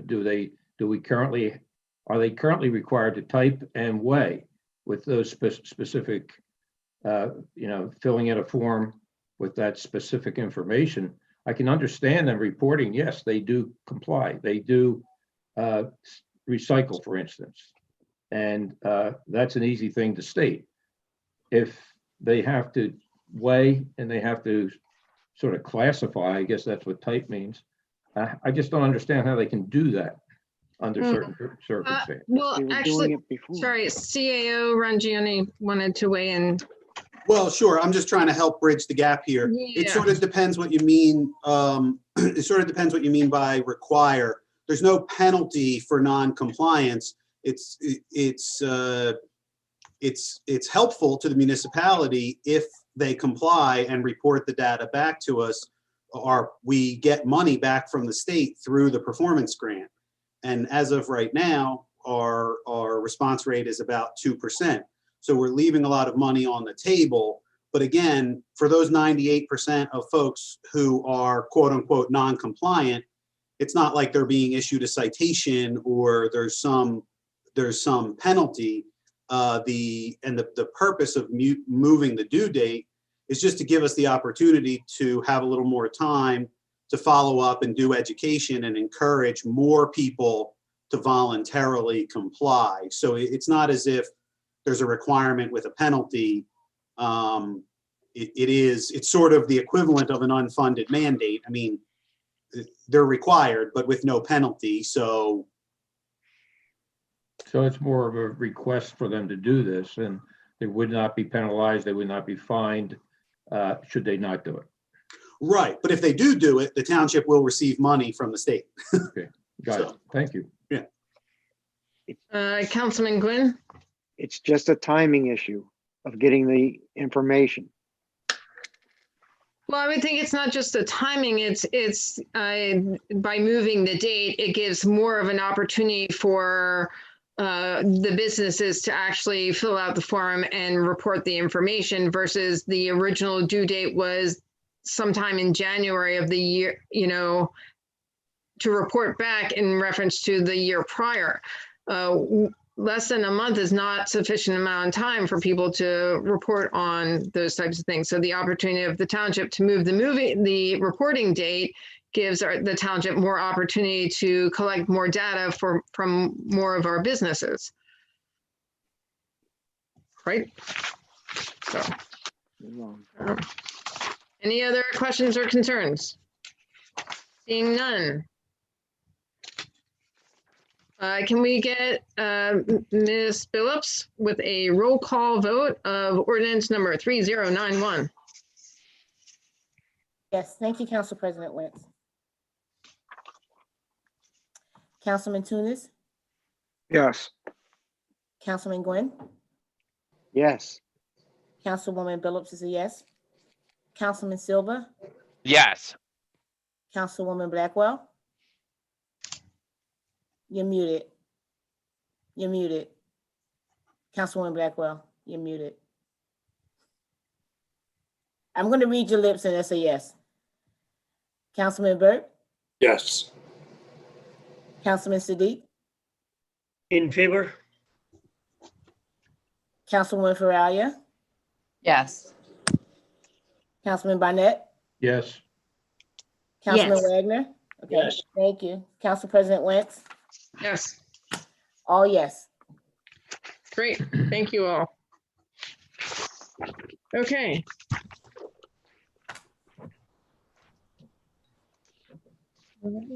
Sorry. Next up, we have the Finance and Appropriations Committee co-chairs Gwynn and Silva. Members are Blackwell and Burke. And at this point in time, I call on David Heyman, our treasurer, to give us the treasurer's report. And I believe, David, do you need to share your screen? Thank you, Council President Wentz. Not yet. Okay. I'm going to go ahead and read the first part of my report, then we'll do our little quick PowerPoint. It'll be lots of fun. All right. I gotta find my report. Okay. So, hello, Council President, Council, Mayor Keffer. Nice to see everybody this evening. My report this evening has two parts to it, and the first is our end-of-year summary for 2020 as we look forward to 2021. I must apologize ahead of time. We're going to be reflecting back on the year 2020, which could conjure some horrible images. So I apologize for that. But this will be the last I speak of it. And then we're going to have a quick little educational presentation for the residents who have hung in here so far this evening.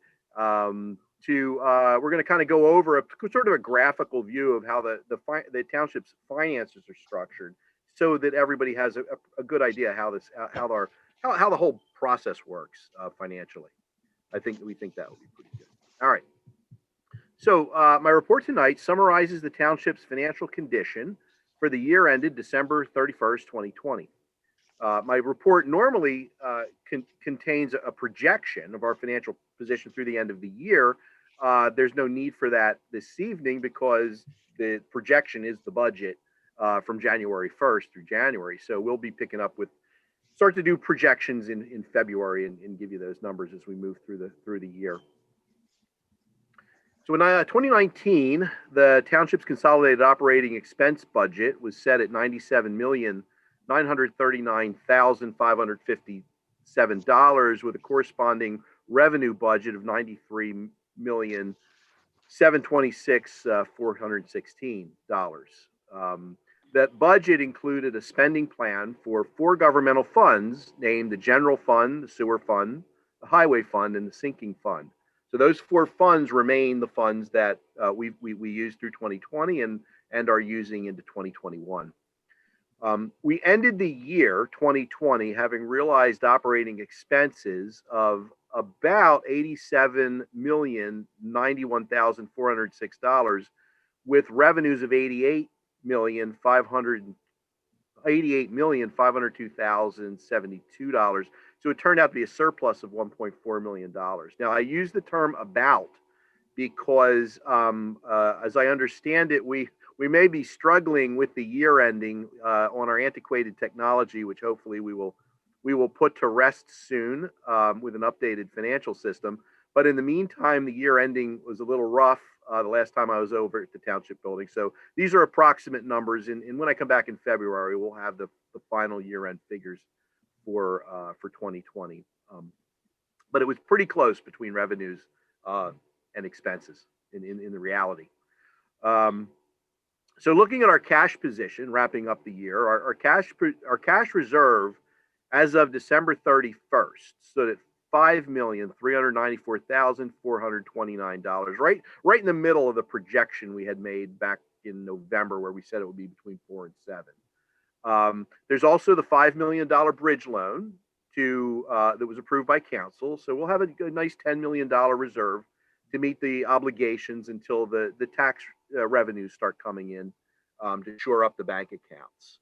So we look in pretty good shape. And so we're starting 21 with the consolidated budget, and this is what we're going to base things off of $91,792,620 of revenue, $91,729,892 of projected expenses. So they were sort of starting out with projecting a little $60,000 or so surplus. And that's the beginning of the year. And then we're already off and running almost all the way through January. So we'll keep you posted as to how things are going once beginning in February. So that is my summary report for tonight on that. I'll halt and stop and see if there's any questions or anything that anybody has at this point. Does anyone have any questions for our treasurer? Seeing none, continue on. All right, now I will ask permission to share my screen. Council President, may I share my screen? Yes. I'll read your lips and take that as a yes. Sorry. Yeah, Ms. Dobbins needs to make sure you've Oh, got. okay. There Give it a shot here. Yeah, here we go. Here we go. you I go. think I got it. It's letting me do it. All right. Well, the technology is awesome when it works. Mm-hmm. All right. Let's start the slideshow. This is pretty fast, but I think it's kind of fun and it is useful. All right. So this is part of my treasurer's report for tonight. Here's the structure of the government finances, and I use these little ledger books to illustrate what I'm talking about. We have 4 funds, and we keep ledgers of these funds. It's electronically, but we have these ledgers. We have the general fund, highway, sinking fund, and sewer funds. That's pretty much what's happening.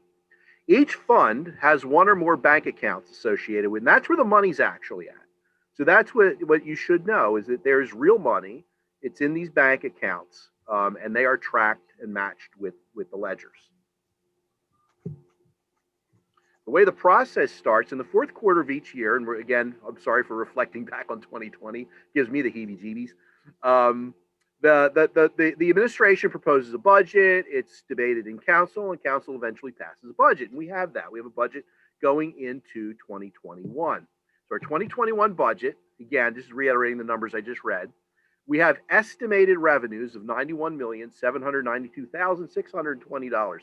That won't be the revenue. We all know that. That's what we're projecting based on the best information that we have right now. And that's why each month as we do these reports, we do a projection to suggest what do things look like in reality. So on the other side of the revenues, we have expenses. So the revenues, money in, expenses, money out. And the operating budget expenses are estimated at $91,729,892. Now, over on the expense side, legislatively, this is a cap. We can't go spending more money than that because that's the past budget. So that's kind of rigid. It's just a question of whether we're going to collect enough revenue to pay those bills, and that's the challenge of the administration each year. All right. So that's what they start doing. We're now into 2021. We're off and running. All right. So here it is again at the top. You've got the ledger. We got the estimated revenues coming into the ledger and estimated expenses coming out of the ledger. All right. Then life happens.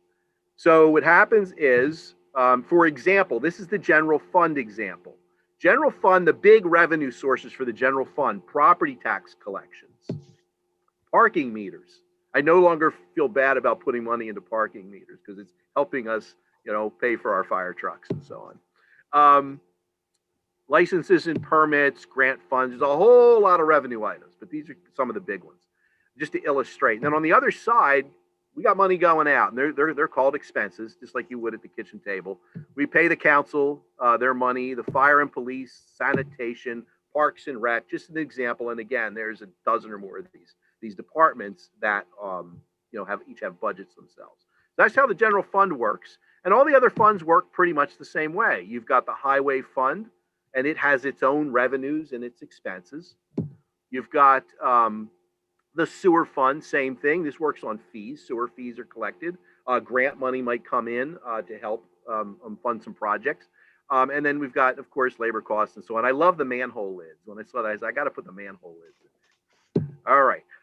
And then we've got the sinking fund. There was a little debate earlier in the year about this. I just want to give you an idea of how that's actually we're doing this thing, right? So the sinking fund is here to make interest and principal payments on our debt, all right? Money has to be put into the bank account in the sinking fund, and it is. And whoops, hello. What happened to my? I thought I had some more animation. So what we're doing is where that money comes from for the sinking fund. It's the 63 mils of that 13.14 mils. 0.63 mils of it is what we use to pay debt, and actually legally we separate those millage numbers out. So what that does, it defines the $2,711,27 that we move from that tax revenue into the sinking fund to set it up. So regardless of the semantics, that's actually what it looks like.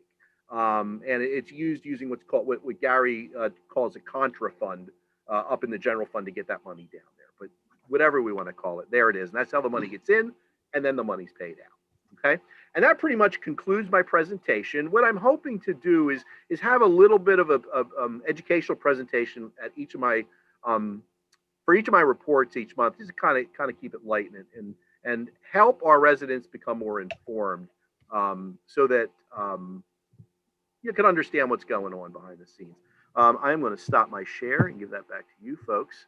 And I think next month, I think what we're planning to doing is we're going to talk about bonds and how bonds work, so everybody understands that. Because again, you were debating about the bond issues to fund the capital projects.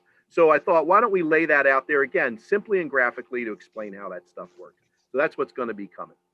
Awesome. And that concludes my report. Great, thank you so much. Can we get a motion by council to approve the treasurer's report? Approved. I also have a comment. Yep, give me 1 second, Blackwell. And I think I saw Gwen. Okay, and Ms. Blackwell, you have a question or concern? Comment? Just thank you for making this very, very, very complicated and very important subject relevant and put into layman's terms so that more residents are able to understand it in a different way. So thank you. Thank you, Councilperson Blackwell. See, the complicated stuff is dealt by Gary. I'm not smart enough to handle it complicated. This is at a level I can understand. Does anyone else have a question or concern or anything? No? Yes, I'd like to definitely thank you for that visual aid that really helped visualize everything. And I'm really thrilled that you're going to give us more information. I like the educational side of the equation. It helps us to all understand what we're doing. That's wonderful. So thank you so much. All right, so can council members turn on your microphones? All those in favor in approving the treasurer's report, please signify by saying aye. Aye. Aye. Aye. Opposed, say your name. Thank you, ayes have it. Great. So next up, we have resolution number 0421. Solicitor Richardson, can you please give us a reading of this resolution? Sure, President Wentz. So this is a resolution of Upper Darby Township, Delaware County, Pennsylvania, to provide a fee schedule for the Department of Licenses inspection, repealing all resolutions and parts of resolutions inconsistent herewith, providing a severability clause, and providing an effective date.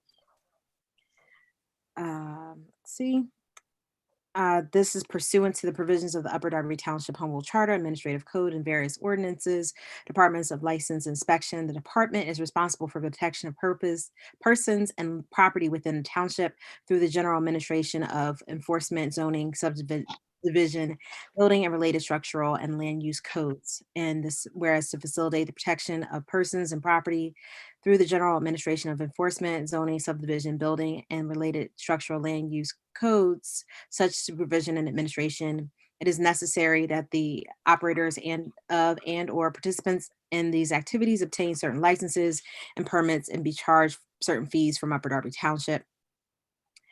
And then the resolution goes on to restate Ordinance 3055, which I stated earlier in today's meeting, or this evening's meeting, excuse me, that this was passed in March of 2019. This was just Section 1 is just a restatement of Ordinance 3055. Section 2, sorry, that ordinance is quite long.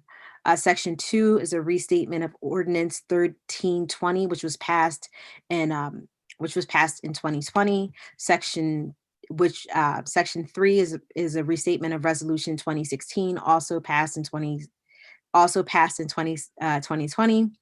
Section 4 is Resolution 1520, which established fees for all facilities required to obtain a license and inspection of a food and or drink facility under Ordinance 3073. That was a restatement. And then there are two sections that are brand new pursuant to the two new programs that have been introduced in the township, which is the rental license application fee, which is $125 per application and $20 per unit. This is in Section 5. Section 6 establishes fees for the annual vacant property license application, and this application fee is per dwelling, and that's $200 per year. So Section 5 and Section 6 are the only new fees that have been added. All of the other sections 1 through 4 are restatements of previously passed ordinances, which is in Section 1, and resolutions from 2020. There's a repealer clause, a severability clause, and effective immediately. So ends the reading.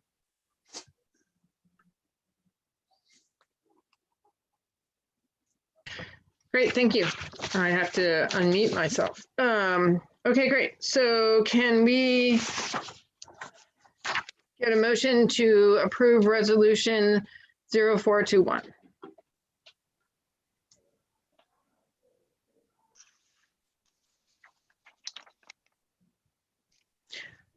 Okay, so could we start a conversation on resolution 0421, since actually we did not see this resolution at our January 13th meeting. So this is actually the first time, I believe, that we've been looking at this resolution in the last couple of days. So Councilman Burke, you had a question? Yes. Was this going through the Municipal Licensing Committee first before it came to the meeting today? So we could review it? Well, it's in the Finance Committee as far as the agenda. As the agenda, correct.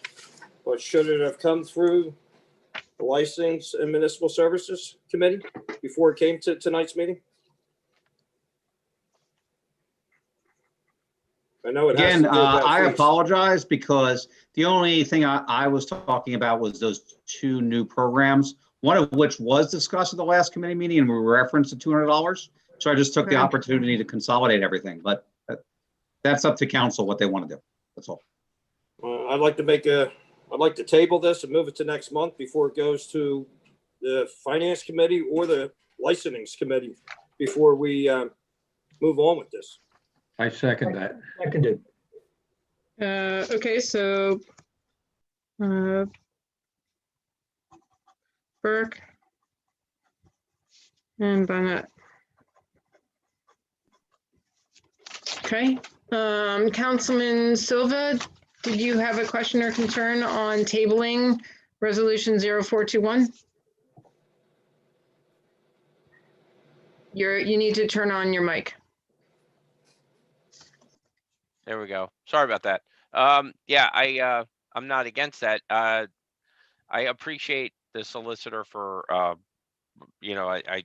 do believe his intentions were good, and I don't, but it brings a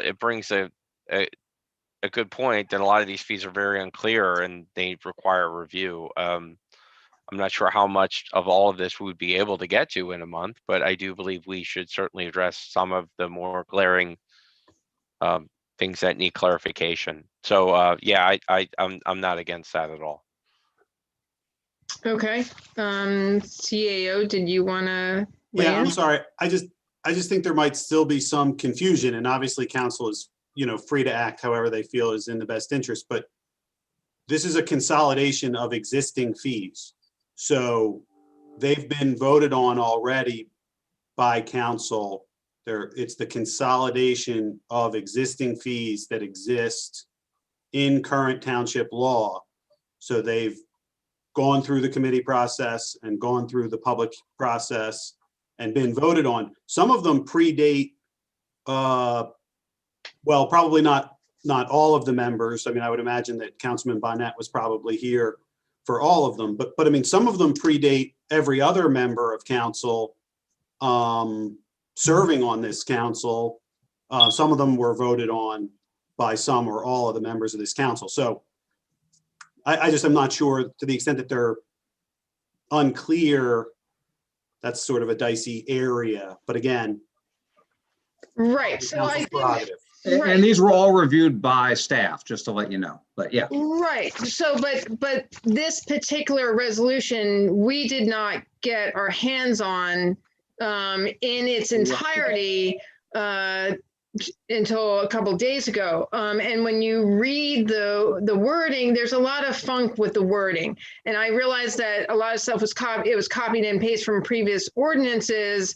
But I believe, I know when I read through it, I found a lot of things confusing. I found styling confusing. I found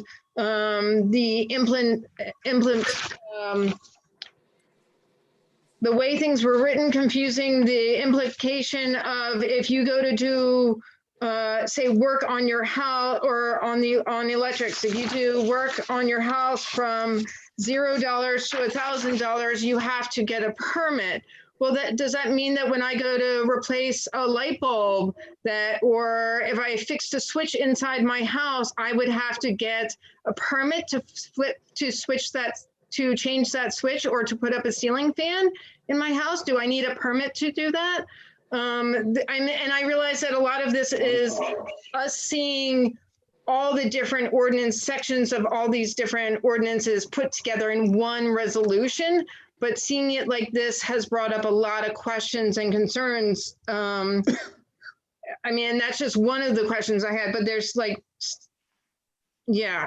think for council, other members can weigh in. Absolutely understood. Totally council's prerogative. The only part of that I take exception to is I think our solicitors do an excellent job drafting.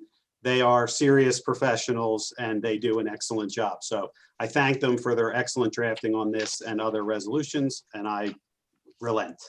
I don't disagree. Can I respond? I'm sorry. I preface my. Sure. Go ahead, Councilman Silva. Okay. I preface my statement by thanking them for bringing this to our attention. And I'm glad that they did this. And I'm not assuming that they wrote this willy-nilly. I understand that this is a consolidation of previous legislation by this body or by previous members of this body. I understand all of that. And I also, I'm not blaming Mr. Kilkenny or Mrs. Richardson in any way. But what I said though is that a lot of this is not clear. And I feel like I never voted on some of these items that I'm looking at now. And frankly, some of them concern me. And I would like to review them before I vote yes on something that that's, I guess, my concern. Okay. President Wentz, I believe we have a call for a table. Can I have a call on a vote on the table, please? Can I make a comment on the table, please? Wait, yeah. We've only had very little discussion on the tabling. We had a first and a second, and I'm asking for a call for a vote. Okay. So do we need a vote on the motion to call for a vote? I think, yes. Okay. So hold on one second. The motion to call the question, but yeah. Sure. Same thing. Yeah. Yes. So a motion to call the question to table. So first question is, do they essentially want to cut off debate? Motion to call the question, then a vote on the motion to table. Right. That's what I was trying to clarify, that I need a vote on cutting off the conversation and then a vote on the tabling. So calling the question. So Councilman Burke has moved to call the question. Does he have a second to call the question? Second. Okay, so that's Wagner. Okay. Any questions or concerns on calling the question? Seeing none. All those in favor signify by saying aye. Aye. Aye. Aye. Opposed, say your name. I literally had my hand up for a question prior to it. I'm opposed to calling the question, Councilman. Yeah, I literally had my hand up when you said it's a question or comment. I'm calling the question.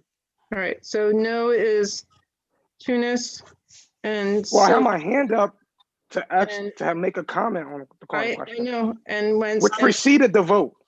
I'm just saying, preceded the vote. I understand. It supersedes, the call of the question supersedes your hand being up, which is why I put you down as a no.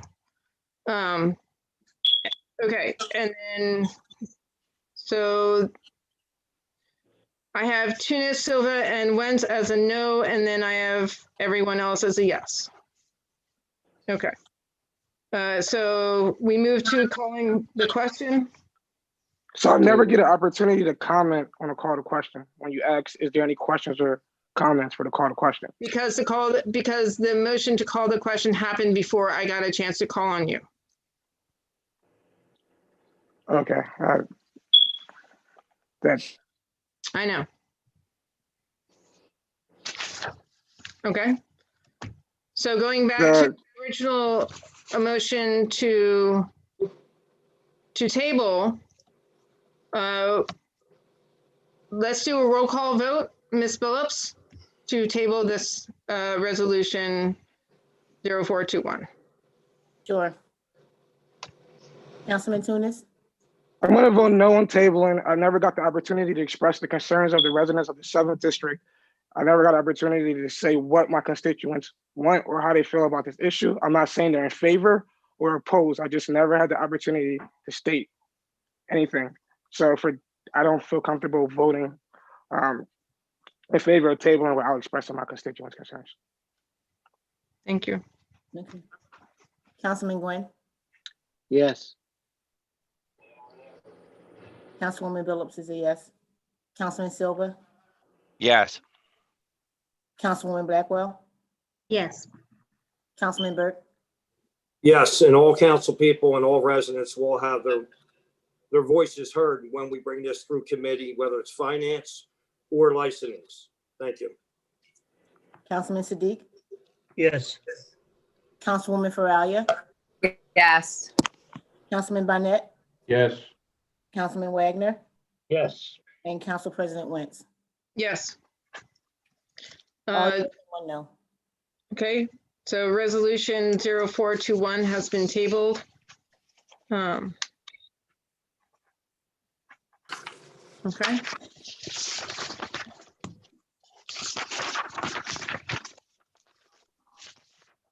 So because I think this lands between at least two committees, I think if Municipal Services and Finance Committee want to both meet to discuss it, please let me know. Is there any other committees that wanted to meet to discuss this resolution? Councilman Siddiq? I think the both group, the finance and the licensing, both group get together and No, they can't get together as one group. They have to meet separately because then you have a quorum. So this resolution will be in which category, finance or licensing? So I'm saying that both committees can meet in their own existence to discuss it. I'll be at both meetings. I'll have a Word document of it. I'll make the adjustments according to your recommendations, and I'll color code them so that when the next meeting, so we can consolidate the changes and corrections. Councilman Glenn. As a finance group, I would like to meet. Okay. Will there be a time that we can blend from the two committees the wording that we have for the resolution? All they have to do. If there is difference. Yes. So once I've met with both groups, right, I'll have the resolution with color coding involved of changes. And then I'll send it to all the council members and our solicitors, because our solicitors will then have to go back and work some magic. There's a chance that if whatever changes we're looking for, that it will have to change from a resolution to an ordinance, because some of these fees and so forth were established by ordinance. So yeah, I actually think, Council President Wentz, I agree with you. I do think, because they were done by ordinance, I think the cleanest thing to do is that we do it by ordinance again, consolidating everything, and then putting language in there, maybe adjusted from time to time by resolution if the enabling legislation provides for that. And I think that would probably be the easiest way to do it. That's excellent. Okay, great, because then that way we're crossing You're all the covering Ts every and base. dotting all the Yes. i's, right? Yep. Okay, great. So as soon as you can you send out to council an ordinance version of this so that we can? I will talk to Ms. Richardson about this, and I would Okay. suggest that the council committee chairs also speak to the administration that if they want presence from my office and/or Mr. McSween or anybody appropriate, it may just make the process go quicker and verify all the things that staff has already reviewed and see if there are any questions. Yeah. Yes, that would be excellent. I mean, we can't do it without you guys, so. Yeah, I would just request it of the administration. Sufficient, so, great. Thank you very much. Okay. Okay, so next up, we have resolution 0521. And can Solicitor Kilkenny give us a reading of that resolution? Sure, be happy to. A resolution of Upper Darby Township, Delaware County, Pennsylvania, authorizing the submission of the application for funding from the Commonwealth of Pennsylvania, Department of Economic Development, Commonwealth Financing Agency, Multimodal Transportation Fund for the purpose of improving pedestrian connectivity and placing sidewalk at Market Street and Powell Lane. Upper Darby Township is desirous of obtaining funds from the Commonwealth of Pennsylvania's Office of the Budget in the amount of $1,149,270 for the construction of a needed sidewalk for pedestrian safety and ease of use. Whereas the township is the 6th most populous municipality within the Commonwealth, and whereas the township does not currently have an established sidewalk or safe pedestrian walkway at Market and Powell Lane. Whereas this council believes it to be in the best interest of the township to apply to the Commonwealth of Pennsylvania Department of Economic Development, Commonwealth Financing Agencies, Multimodal Transportation Fund. Now therefore be it resolved and is hereby resolved by Upper Darby Council the following. The township is hereby authorized to apply for, execute, and submit a grant application to the Pennsylvania Office of the Budget of the Commonwealth of Pennsylvania, Department of Economic Development and Commonwealth Financing Agency, Multimodal Transportation Fund, and if successful, to accept the grant funds to be used for the project as detailed in the grant application. 2, the township is authorized to provide such assurances, certificates, and supplemental data or revised data that may be requested in connection with the application. Adopted and resolved this day in council chambers. Great, thank you. Sorry, lack of oxygen. Okay, thank you. At this point in time, would Councilman Siddiq like to make a motion to approve resolution 0521, since this has been a issue of his in his community for a long time, and I think it would be most appropriate if you made that motion. Yes, with the due respect, all the council members and the council president, including our township official, I am very happy. And tomorrow, I myself physically will visit those residents in Powell Lane to give them the good news that township already have getting the fund for the develop that Powell Lane and Market Street. With that, I would like to make a motion to approve the resolution 0521. Awesome. Do we have a Second. Oh, Miss Blackwell beat you to it, Quinn. But I'll put you in too. And Gwen. Because I know residents had come to you, Councilman Gwynn, in reference to this, and you and Councilman Siddiq worked on this, even though it wasn't in your district, but it was something that you had worked on. So thank you very much. And Give me one more second. I have to thank Bob Gwynn. I have to thank him, Bob Gwynn. He was with me from the day one. Thank you, Bob. Yep. And thank you to Mayor and administration for making this possible. Absolutely. So are there any Great other job, guys, gals. Yep. Are there any other questions or concerns on this resolution? Okay, seeing none, turn on your microphones, council members. All those in favor of resolution 0521, please signify by saying aye. Aye. Opposed, say your name. Ayes have it. Unanimous. Thank you. All right, great job. Okay, so next up, we have solicitor's report. Sure. Madam President. Our office has been busy this month. We have been working on right to know requests, been working on the matters that are here before council, and several others that are coming forward. Obviously, we also spent a lot of time earlier this month on Drexel Line, and also too in the process going forward with that. I would think in the next couple of weeks, perhaps there may be a resolution of final approval coming forward before council. So been coordinating as such, and sounds like we'll be busy with a fee resolution ordinance / resolution. So that concludes my my report. Subject to your questions. Great, thank you. Anyone have any questions or concerns for our solicitors? Okay, seeing none, thank you very much. Next up, we have old business. Anyone from council or administration with old business? Councilman Barnett. Thank you, Madam President. I have brought this up before, that's why I consider it under old business, and it has to do, and I think the last time I brought it up, in fact, I brought it up twice at two different meetings, the last of which was at the December 9th meeting, and that had to do with changing our meeting format to permit people to participate live during the public forum.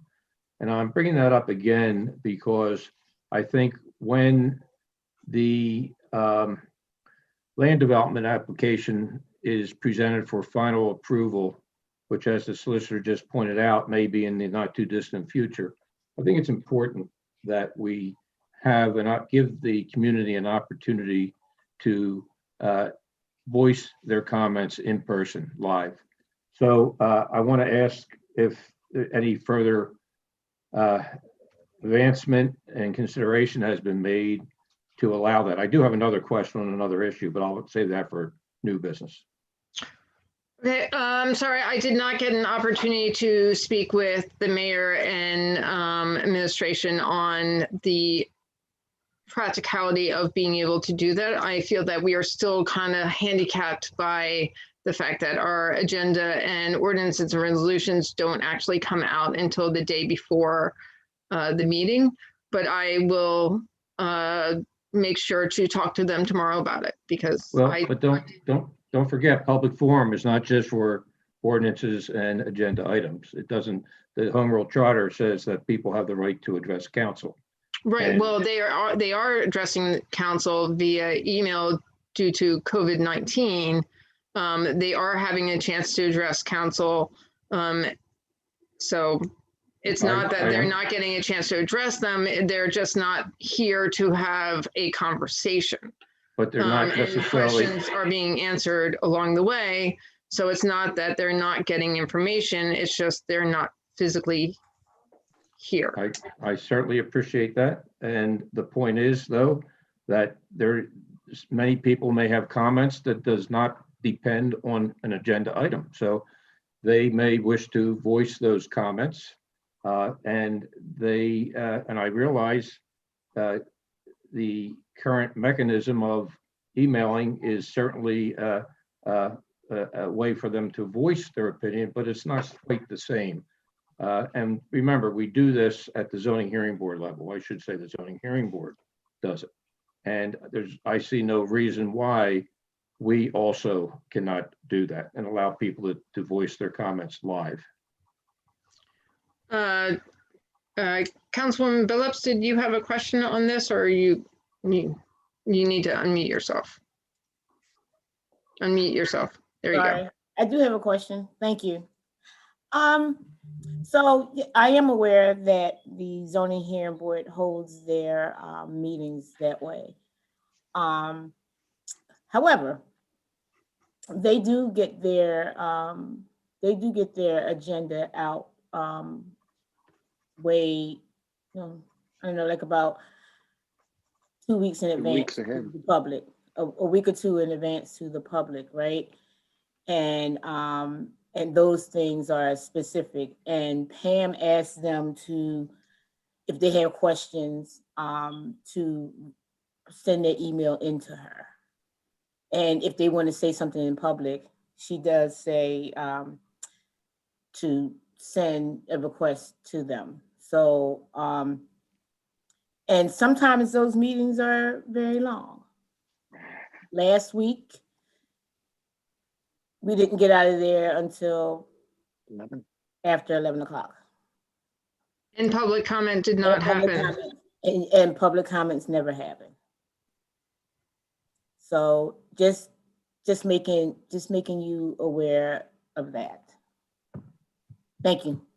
Council President Wentz, whenever. Yes, please, Solicitor. Just so council understands, the zoning hearing board does fall under a different set of laws than we do. Zoning applications have to be advertised by law several weeks in advance, multiple times, per the Pennsylvania Municipalities Planning Code. Our charter says that that our agenda of what should be on the agenda should be posted at noon the day before the meeting. So the requirements of notice are different for those two bodies. I'm not opining as to if there should be live participation or not. I just wanted to bring everybody's, bring the public and council's attention that there's two separate bodies and they function differently. And the zoning hearing board has much more arduous notification requirements than council. Right. Councilman Bennett? Yeah. Thanks again. It seems that we want to tie this to the timing of an agenda. This is not an agenda related issue necessarily. Someone may wish to have the opportunity to address council on a non-agenda item, something we're not even aware of until they speak. So it appears that we should be able to find a way, because it can be done. There's the mechanisms in place through Zoom to allow this. And I think we should be as affording to the community as possible.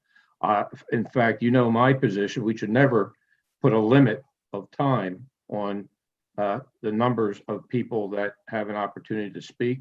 It's always been the practice of our council to hear everyone that signed in when we were at meetings live. And we required people to sign a list such that we could determine the order in which we had to hear people speak, because that's what the Home Rule Charter says. Yes, but take people in order.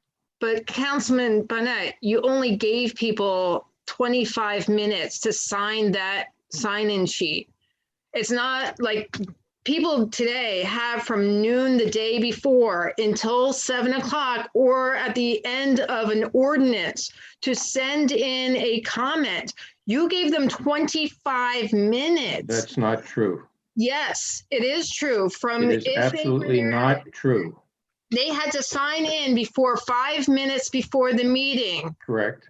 And there were people that came in late and did not find the sign-in sheet and did not get the opportunity to speak because they did not get there in time to sign in at 5 minutes before 7. So, and if they were lucky that they got in by 6:30 in order to be able to sign in, they were lucky to get 25 minutes to sign in to have public comment. Where I don't know where the 25 minutes comes from. Because we couldn't get in the door until 6:30. So from 6:30 to 6:55 is the 25 minutes. That is such a poor excuse for a reason not to allow people to speak live to our council. It's not a poor excuse because you gave them 25 minutes where they have over 24 hours. In fact, it's closer to 31 hours to send in a comment to take part in this council meeting. And then you will wish to cut them off after a half an hour. Did I do that tonight? Did I do that? No, you didn't. Tonight? Because you didn't reach that point. Thank you. President Wentz, could I please? Yes, sorry, Councilman Tunis. Yeah, I think Councilman Burnett is correct when he says the public forum is extremely important. And I think many of my colleagues do believe that. What I don't think the councilman is aware of is how Zoom and when somebody's controlling Zoom, how that works, right? So there's a lot of the things that we can expose ourselves to. Generally, is one person controlling the Zoom, muting people, letting people in, bringing people out. That's hard. And also, if we even do take that route, I just think it would need to be, if it's first come, it's first come, serve. I mean, if it's first come, first serve, through email, more people, like President once said, come in 30 hours prior, or have an opportunity to voice their opinion. Councilman is simply trying to take advantage of a little thing that happened earlier in the public forum and trying to make it seem as if we're trying to limit people. That's not what I think anyone wants to do here. And I do agree with you, public forum is important, but I do recognize, because I was once a constituent fighting to get my name signed in and trying to make the meeting as much as I can, as fast as I can. But I think now residents are getting their voices heard even more. So maybe it's a difference of opinion, but that's just my opinion. And I do know that controlling the Zoom, because I do that in my day job, is extremely hard, especially if it's over 40 to 50 people. Like that's like, it's quite difficult for one person to do. And I'm not sure we have that staff power yet. And Councilman Silva? Thank you. Yeah, I'm not sure too, I'm following how our public comment has to follow any kind of agenda items. Like today, we heard multiple comments on an item that's not on our agenda at all, and currently not on. It's a zoning issue that's not on our agenda. We frequently hear when people put in for public comment, it is at their discretion, and I certainly usually it's not tied to something that's currently on our agenda. Maybe it's an item that would require action in the future. So, I welcome that. And it seems to be that all of council currently seems to welcome that. So I'm a little confused on that point. Thank you. Councilwoman Blackwell? So have we moved on to new business? I'm just questioning. We're still in old business. We're still in old business. Okay. Okay, I'll keep you in mind for new business. Okay, so Councilman Siddiq. Thank you, Madam President. I'm having problem in my district. So many of them is pending right now about the tree. What tree? Tree to go to neighbor's property. Is this new business or old business? Old business. I did talk many times and township involved in that one, but the owner of the tree, he or she don't cut it, while the tree, half of the tree to the other property. And the other property people, they reaching out me, and I reach out to the township. Township gave them the notice, and the actual owner of the tree, they don't do nothing about it. So what we should do? How can I proceed now? So if the township sent out a letter to them, to the owner, was it within 2020 that happened? Yeah, 2020. Did they request it through the request line where there's a reference number for it? Actually, I call with the request number because they reach me, and then I call and explain them, and the township the inspector come and give them the letter, but nothing happened so far. So Councilman Siddiq, you have a reference number to that particular case where you need to follow up with the request line to send in a request using that reference number so that to follow up that way. So if you reach out to a request line on an issue, right, and they send you a reference number to that issue, and then any other follow-up, you use that reference number with the request line to get more information on what's happening. And that's why that reference number is given to anyone who sends anything to the request line so that you have a means to follow up on whatever the situation is. Also, the tree owner, he or she said that I don't have money to cut the tree, but I would like to hear from Mr. Vince or our mayor, what you can do that case. who will be sufferer or who will be the pay for the tree moving, or what will be the owner's responsibility? I really need to clarify that one, then I can move forward, please. I'll just say, Sadiq, I think let's talk about this tomorrow so we can really dig into the details of this specific claim. And Vince or the CAO or the attorney, feel free to jump in, but saying that you don't have money to pay for something you're supposed to pay for isn't really much of an excuse, I think, in general. I can't pay for my parking ticket. I don't know. But Sadiq, let's talk about this specifically tomorrow. All right, thank you. Anyone else have any old business? Councilman Gwynn. Yeah, I've got a couple things. And I don't really think that too much has transpired in the 2 weeks, but I'll at least touch base with it. St. Eugene's, any update on that as to, I think last I heard, they were trying to redo the sidewalks or get things laid out there? No, St. Eugene's, the issue is the appraiser, Mr. Coyle, his office has been ravaged by COVID, so they haven't gotten around to it. Okay. There are a couple things that have been happening. Lynn Boulevard, I assume looks like it's still closed.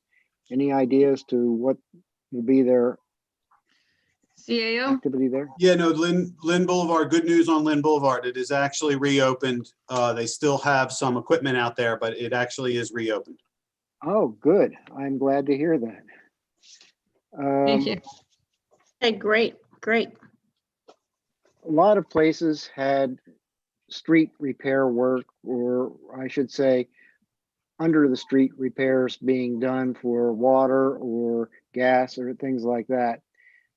In the 4th district, there are a lot of people that had written in, and a copy Several. of that ended up with me. And I'm sure that there are others.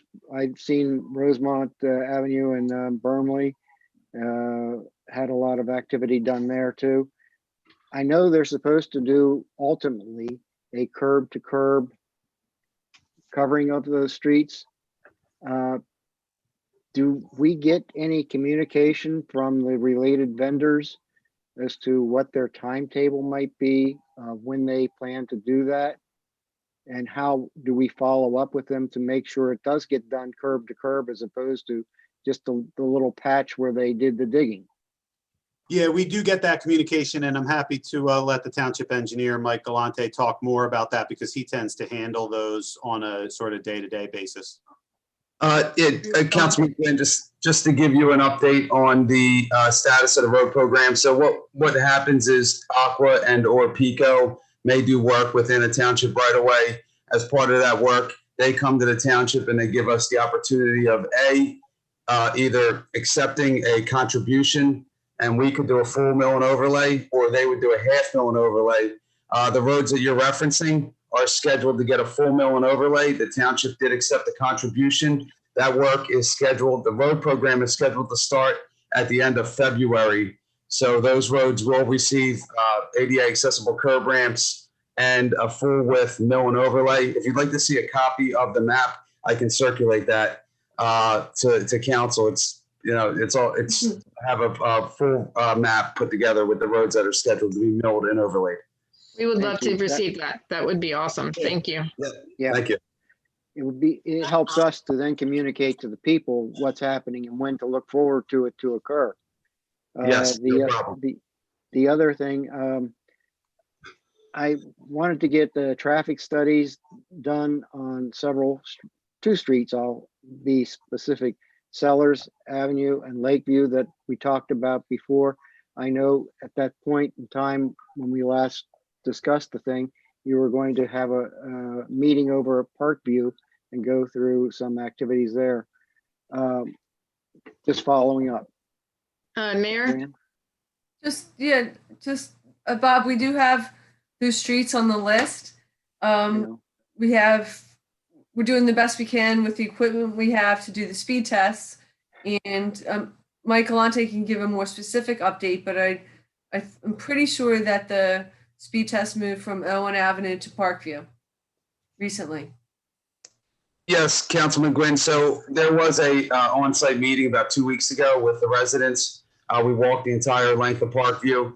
And while that's been going on, we put the traffic counter on Owen Avenue because there were some concerns about speeding even after the speed cushions were put in. That data has just came back. It needs to be downloaded. Once we download it, we'll review it and determine if there really is a speeding issue on Owen. Since the Owen Avenue data has been collected, now we're moving the data collector over to Parkview. Once we're done with Parkview, then we can move on to additional roadways. So it's going to be about 2 weeks. We're going to have the counter out, maybe 2 to 3 weeks, because I may want to put it at a couple different locations over at Parkview. And then once that's over, then we can look at other additional roadways. Thank you. I just want to be able to answer back to these people when they have. One other, and this is a specific constituent issue. He lives on 2003 Marshall Road, Mike D'Angelo. This is a street that's shared. It's a state highway and it's shared between Lansdowne and ourselves. And he has had problems previously where a car came up driving at rate of speed, hopped the curb, smashed through a 2-ton boulder, sending it flying. And he's apprehensive with his things happening in his yard and his kids trying to be out there to play. And I acknowledge and recognize the issues that are here, particularly he lives in Upper Darby side, and the traffic, as I understand, is largely delegated to the borough of Lansdowne, and they have the control there. And I know he's talked with them as well. I'm just looking to see what else we can look to do to try to mitigate and solve the situation from his perspective, possibly in terms of maybe even a bike lane being put out there and reducing the 2 lanes, 2+ lanes of traffic that they have, and maybe a stop sign that could be used with it. But these are things that I guess need to be done mayor to mayor in terms of the groups, or if you want how to advise me of some other way of doing it, let me know and I'll try to work to accomplish that. I can answer that. Sure, go for it. Yeah, since you're mentioning Marshall Road, that's a state roadway. So what I would do is I'll talk to the police department, get a copy of the accident report, and see if we can forward that to PennDOT and see if there's anything they can do out there to assist with that problem. I'm unaware of this situation, but I could surely, drive by and take a quick look at it. Noted. And also we could also talk to the borough. Sorry, I didn't want to cut you off. You're right. I know that it had been talked about. It isn't a new item. I know he has called in and gotten request lines for it. I know there were some discussions that had taken place in Lansdowne, but like everything else, it all boils down to money and trying to get it done on a particular time schedule. But I just wanted to follow up with them and see how things are going, and using this as a basis for it. Thank you for your time. Great. Next up, we have Councilwoman Faralia. Yes, I have a question for Mr. Galante. What's for the Wawa on Oak and Bishop Avenue? What's going on there now? This is the Wawa. This is the one that's under construction right now. So there's two things going on there. One is they are under construction. They're constructing the building right now, and then they're going to move on to the site improvements. The developer has also submitted an amended site plan for the Planet Fitness location, and that's under review. We've been working with the solicitor on a couple zoning issues on that property, and what they'd like to do is actually just rehabilitate the Planet Fitness and rehabilitate the existing Five Guys. But as far as the Wawa, that's under construction, and Ellen and I has been out there inspecting. We've been out there, and I haven't heard of any complaints on that site, to my knowledge. Okay. Okay, and then we have Councilman Siddiq. Actually, Councilman Siddiq, you've already spoken, so I'm going to hop to Councilwoman Billups, and then I'll go back to you when there's no one else. So Councilwoman Billups. Thank you. Thank you, Council President Wentz. Welcome. Trying to get my camera to work. Oh, sorry. Okay. My camera's not working. There you are. So, Councilman Siddiq said something about, well, I'm sorry, Councilman Gwynn. He had mentioned about traffic studies. Mm-hmm. And Mayor, you had mentioned about, you know, you're going to get to the streets as soon as you can. And Engineer Galante had mentioned also where you guys are in that. So I had brought up a street. I had brought up a street at our last meeting, and the gentleman contacted me again. So I told them what you guys said. So, and like what Councilman Gwynn, if you can just, I don't know, I don't want to say just, if you can maybe, I know you can't give me a time frame, but just say where you are in the process maybe with the other streets, and then maybe I can relay that message to him as well. So what street had you mentioned? I'm sorry, I don't have my notes in front of me. I'm looking for my notes too. Okay. So do you want to just send it in the email tomorrow to just inquire about where we are in the timing for that particular street on the list? And then that way we can go from there. Is that cool? Well, no, I would like to know something tonight. You know, they can just give me where they are in the process. You know, I know he said about the traffic study that they did on Owen Avenue, and they're getting that. They're getting that details. You know, I just want to know, again, I know it's impossible to give me a time frame, but where you guys are in the process of going to whatever streets you're working on next. Maybe that's a better question. But it's relative to the list, and where your street is that you're talking about lands on the list of streets that need to be checked out. Hold on, let me get into my email and I can tell you. So without knowing the actual street, there's no way to know the answer to the question. Right. Right. So I'm going to move forward and then I'll come back to you. Does that work? Okay. So Councilman Gwynn and Councilman Siddiq have already spoken for old business. Does anyone else have old business? Okay, seeing none. Councilman Siddiq, you're next.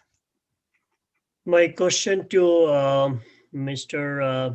Galante regarding the Cardington field. I would like to thank him so much, because other day I saw him that he's working very hard in the rain. So Mr. Galante, thank you for that. And the question to you, that the west side and east side, the whole sidewalk is not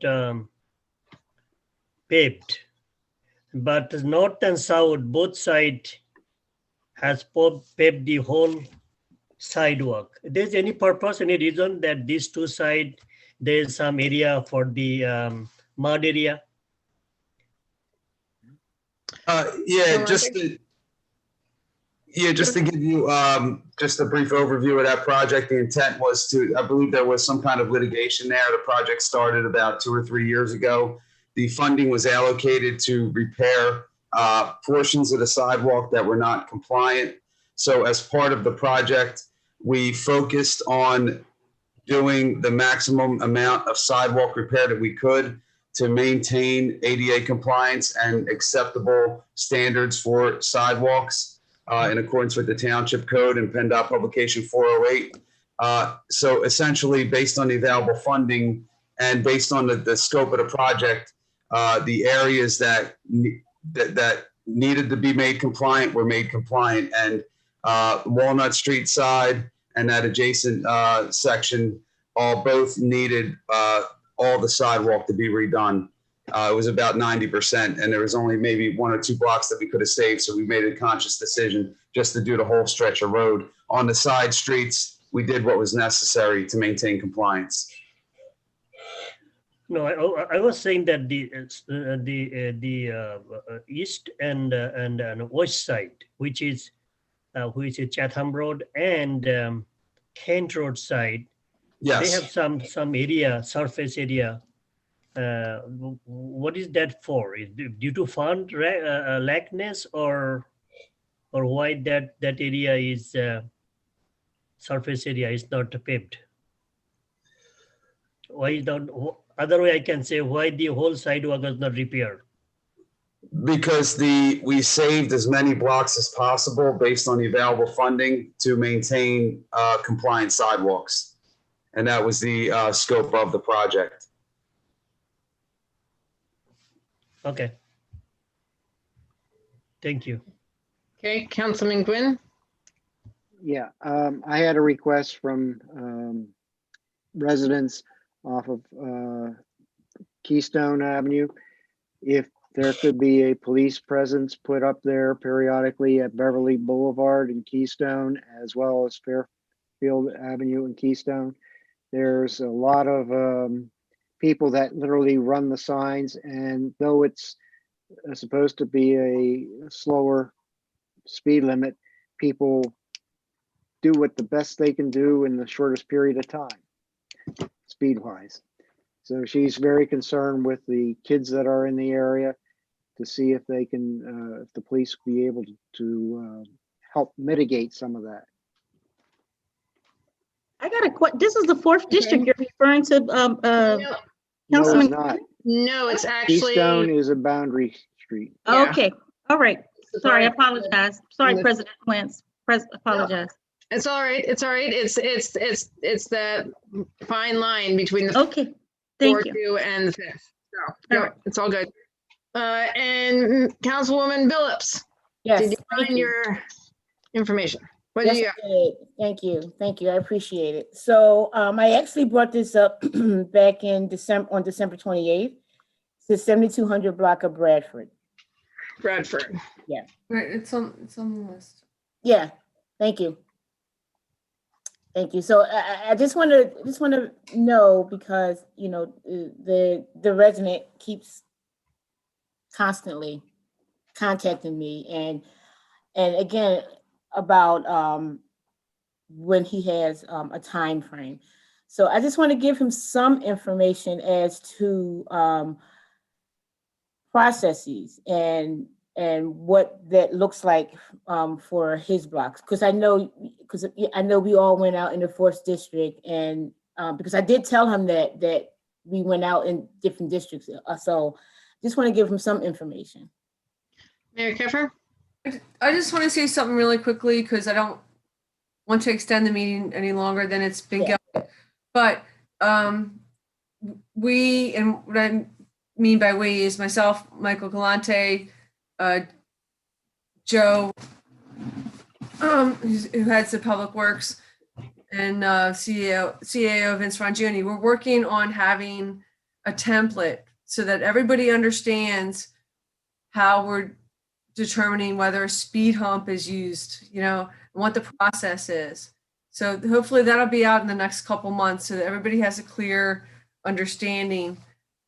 These aren't easy. Like once we put the speed humps on Owen Avenue, everybody wants a speed hump. Like it's not the answer for every traffic problem. But having said that, I think it would be good if we develop a very clear, I don't know what you would call it, but just a policy on how a street gets onto the list, what that looks like, and the possible resolutions to parking problems. But we all know that people speed, they blow signs, and people in general try and get away with what they can if they're not caught. So Right. And I'll relay that message to him. It's just that I would like to give residents some information. I know we can't please everyone, and but if I can give him and the people on his block some information so they can have something to look forward to. And I know speed humps or speed cushions is not always 100% of the answer, but if I can just give them some information. That's all I was asking for. Thank you, Mayor. Thank you, President Wentz. Yep, thank you. Anyone else with old business? Seeing none. New business. Dun, dun, dun. All right, Ms. Blackwell, I think you had new business.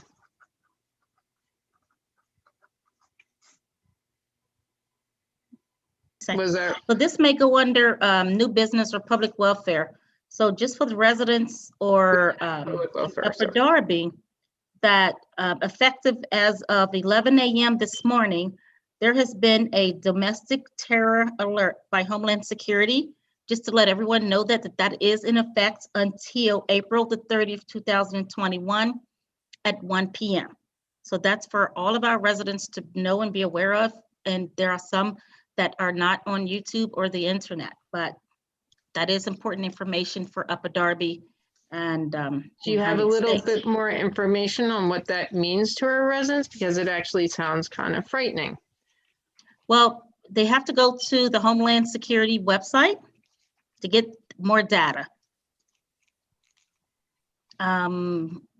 Okay, so in the future, if you're going to give that kind of announcement, you need to follow it up with some background information on what that means to residents.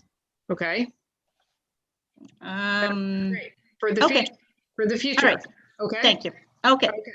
That's fine. And also for in regards to the trash, I've noticed that there is, and our trash department is doing a wonderful job, but some little pieces of trash we can't all pick up. So we as residents, it's our hometown. We live here. If we can just go out maybe 10 steps and pick up the little pieces of trash that's there. We can't get up all the trash. And if we see it, let's just clean it up if we can.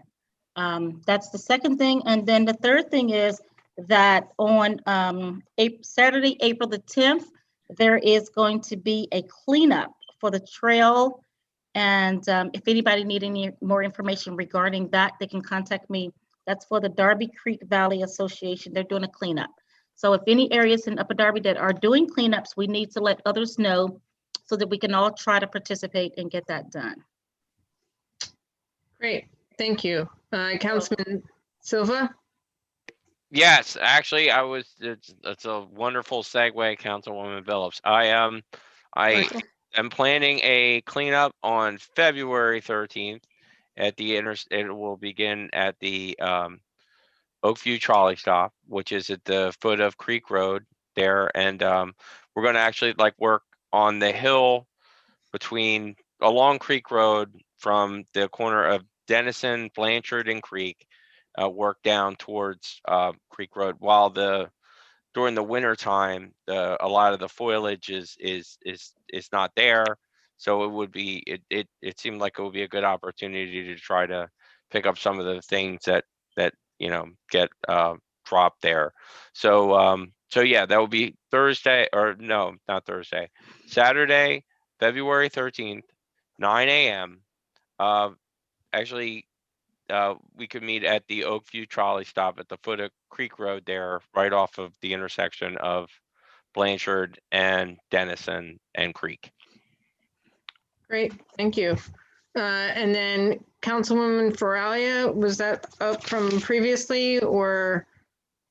Your hand's still, no, okay. Councilman Gwynn, go ahead. Yes. There was much interest in the zoning meeting about one of the applications at 41 Union. That has now been withdrawn. So if for anybody out there who was intending to go to the zoning meeting, they had a special zoning meeting established for this. It has been withdrawn. Great. Awesome. Councilman Tunis. Yes, so I just wanted to announce on behalf of Upper Darby Events Committee, we're going to start rolling out a social media plan, social media engagement, honoring women, Black History Month. And we'll be honoring African-American women who have done things locally in Delaware County, historically in Delaware County, and as well as nationally. So I'll just ask if all council members can just look out for that. The first day of February is Monday. So just check out for that. Great, thank you. And then Councilman Burke. Thank you, President Wentz. New business on, the mayor brought up Solar Smart. Is there a fee to that or a cost, or I know you're saying we're going to start it up and get to certain standards. Is that costing the township any money, or is it actually a grant, or they get paid through the solar that they recover? The program is actually funded by the Federal Department of Energy, and the Department of Energy picks up the tab for the consultants and the administering of the certification. So there's no, there's no fee to the township. So maybe we'll see some stop signs with solar panels or something like that. Is that, or looking for businesses for roofs? Is that what we're looking at? Well, part of the process is you do score points towards certification if you have solar panels on government facilities. So a solar panel on a stop sign, solar panel on the township building, those kind of things would score points toward the certification in the process. It really starts with permitting, zoning. The idea is to encourage private investment in the solar industry and send a signal that Upper Darby is solar friendly for residents and businesses. So it would be beneficial to us for residents getting new roofs or businesses to look into solar panels on top? Yeah, that's sort of the goal of the process, to help make it easier for people to do those kind of things. That's great. And one more question. The last couple of months, the mayor's been talking about recycling and picking up a recycling container. Just so residents don't show up, there's a cost to those recycling containers, so they don't come in empty-handed. They can pick one up. Is there a cost to them? I don't believe there is, but I'll let the mayor. We have an inventory of leftover recycling containers from whenever the last time the township purchased them. We would like to go through those first before we would apply for it's a 902 DEP grant, which the township applied for 10 years ago. So we would like to get through that. We want to encourage people again to put their loosely in a container. We also have stickers that someone can put on a trash can, that says recycling. So we're just trying to encourage people to be compliant with the program and be, and feel like they're making a difference. They're doing their part in the whole effort. So. Yeah, I just didn't want any of the residents come up knowing if there was a fee that they didn't have anything to pay for the sticker or the recycling can, and then have to come back or make another appointment. So I just wanted to clarify that. So thank you. Okay.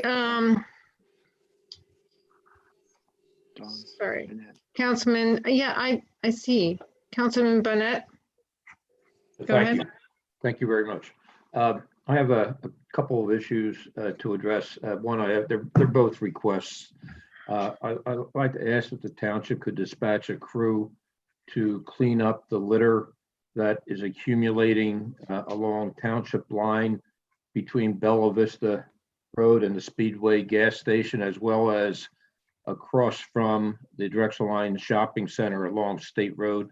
All this is in the public right of way. And in addition to that, there seems to be in those same two areas an accumulation of both ground signs posted arbitrarily by businesses and signs stapled to utility poles. And if we could have them removed as well, that would be much appreciated by the residents of the first district. Is that possible to be done, both of those requests? It looks like, And Mayor, we're do you want to? working on that. Those are privately owned lands, I think. And we are in the process of ticketing and citing them and then abating them. Well, they're all in the public right away, Mayor. All these issues Really? are in the, yes, it's all public right away where you'll find this. I mean, you might see some that encroaches slightly into private property, but it's become a real mess. It's a real eyesore. I think you would appreciate that too. And Yeah, we're working on it, and I would also appreciate, Councilman Burnett, if you would utilize the mayor's request line so we don't have to have this kind of discussion in a public meeting. Because well, we seem, wait a minute now. we're doing like 24 hours. So We like, seem to allow everybody else to have these kinds of comments. Why can't Do I we? do that? okay. Yeah, we seem to. Mhm. It's just So, a simple request on behalf of the residents of the first district. Thank you. so just to clarify, it's been a request that if council members have any types, if residents come to you with concerns or you have concerns in reference to the township, to email or call the request line. If you email, and I like the email part because we get a response right away. You have an email string, you get a reference number, and then you have and you're able to easily follow up on it. I do it, other council members do it, and then later, you know, if there's any more follow-up, you have that reference number to go back to it. So that's an easy way to get things done much faster than waiting until a council meeting. So just wanted to point that out. Okay, at this point in time, anyone else have any new business? Seeing none. Oh, Councilman Sadiq, go for it. Okay, did just pop up a couple of days before. Again, the speed bump in Powell Lane. This is one of the wider street in my district. So residents submit a petition. They want a speed bump, and I know what's going with this speed bump. I say, okay, I'm going to talk within council. So I would like to request our honorable mayor, please include the Powell Lane again to the pilot project or in future plan to have a speed bump in that street. That's all. Thank you so much. Mayor, okay. I would just So, say, I mean, Powell Lane might be a state highway. We have to really look at that. And if it is, then PennDOT has to be involved. But again, we're building a list of places that want some traffic calming, you know, organized on our part. So. right, thank you. Okay, anyone else? Seeing none. All those, can we get a motion to adjourn? So move. Second. I hear Sadiq and Gwen. All those in favor, please signify by saying aye. Aye. Opposed, say your name. Ayes have it.